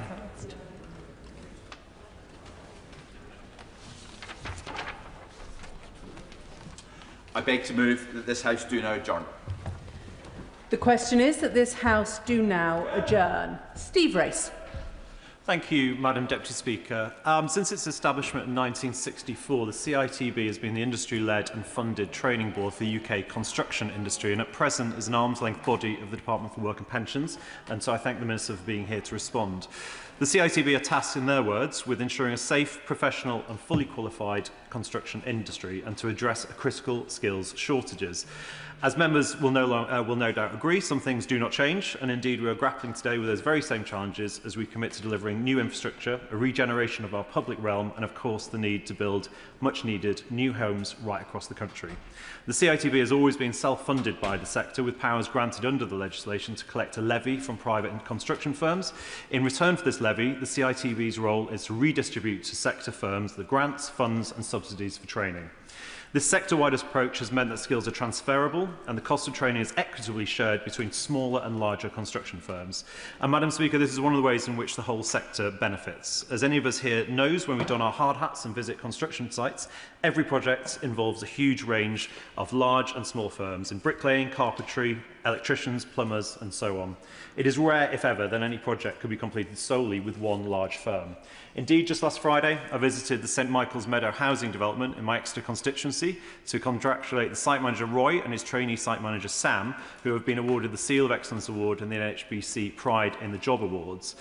While there, I also met Dylan and Reese, two carpentry apprentices, both of whom are reaching the end of their apprenticeship training with Barrett Redrow, and one of whom is headed directly into the specialist carpentry firm that Barrett Redrow works with on their projects. That is the way that the industry works, and so the CITB has long reflected this in its engagement, and in particular through its stewardship and funding for CITB local training groups. Of course. Madam Deputy Speaker, first of all, can I commend the Honourable Gentleman for Exeter for bringing this forward? And he's absolutely right. He's been, in his time in this chamber, he's been an assiduous and committed and very industrious MP for his constituent. Thank him for that. We have something similar in Northern Ireland. It's called the CITBNI, similar to the very one that the Honourable Gentleman referred to on the mainland. Key support including up some £6,500 for apprentices over 3 years, 50% grant for net zero training. They're an absolute lifesaver for small contractors who can no longer afford the cost of apprenticeships when the cost of insurance alone for the apprentice is almost as costly as their wage. Steve Rice. I thank the member for his intervention, and I hope the Minister will cover those points at the end. But I think that as we grapple with the costs rising in the construction firms, we need to support them, as I hope CITB will be in the future.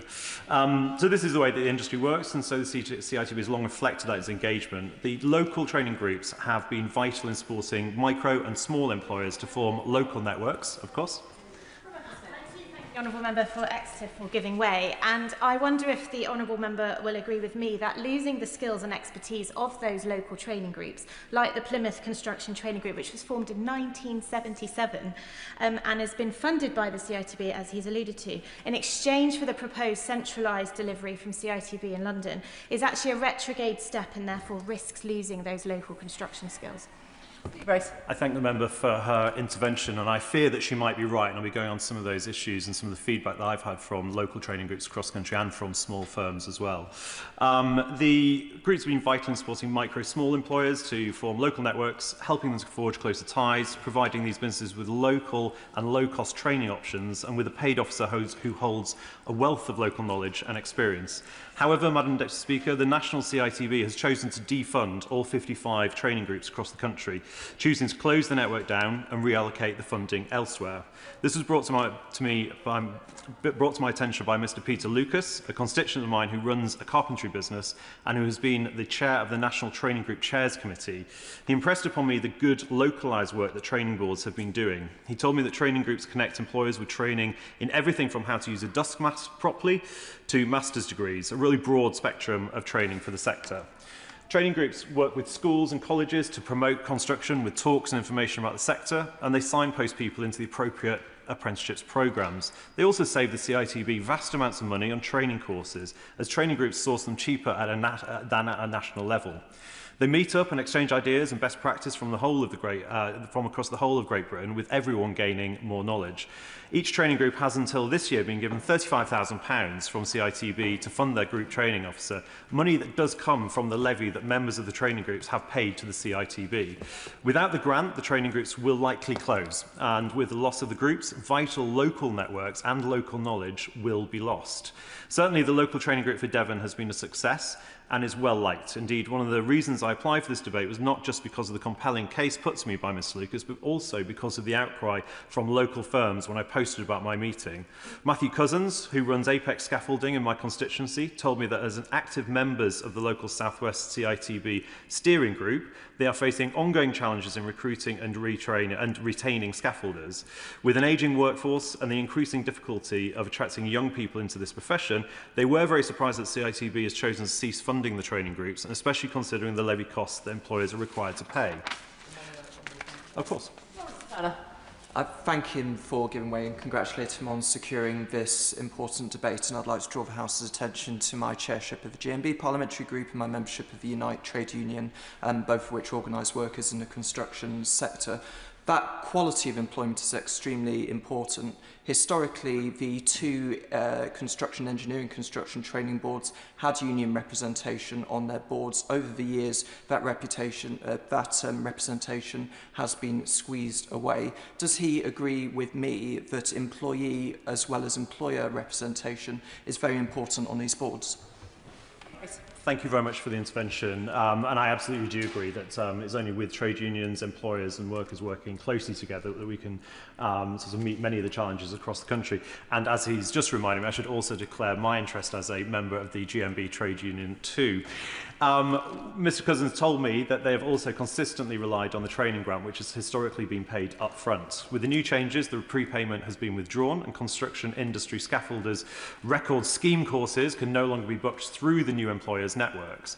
As a company, Apex remain committed to investing in their employees and supporting career progression, but a CISRS course typically costs at least £1,500 up front, in addition to the wages paid to employees for the 2 weeks they're attending training, as well as the impact on downtime on their operations. So the upfront training grant has always played a critical role in supporting cash flow for those smaller businesses during this process of training. For Part 2 and advanced training, employees must also complete a portfolio and a 2-day skills assessment before finishing the qualification. If the companies are now unable to claim any funding until the completion of these stages, it will significantly reduce the number of individuals that companies like Apex are potentially able to train. Of course. I thank my honourable friend and congratulate him on bringing this very important topic to the floor of the House. Does he agree with me that anything that can be done to support businesses and employers to help train young people must be done? And would he care to reflect on what I noticed when I visited my local college, Rugby College, recently, where they informed me that it is increasingly difficult to encourage employers to provide work experience time, particularly for T-level students who need 315 hours, and that I wonder whether the Minister might reflect on any additional support that the government can give to employers to incentivise them to do that. Steve Rice. Thank you for the intervention, and I absolutely agree. And I think we need to be doing everything we can to make that commitment that we have of getting 2/3 of young people into training, into apprenticeships, into education or into work a reality. So we all need to be working together. Combined with the broader pressures businesses are currently facing, these changes will seriously and detrimentally affect their training capacity as a company, and they and other companies who are committed to developing skilled, competent staff in their industries hope that the CITB will reconsider the impact that these adjustments may have on employers and explore ways to ensure that training remains accessible and sustainable. Separately, a member of the Somerset Construction Training Group got in touch with me to say that these groups provide invaluable practical support to construction businesses and apprentices alike. Removing CITB funding not only risks, in their words, the future of the groups themselves, but also the loss of highly experienced people whose knowledge of training, funding and compliance within the construction sector is difficult to replace.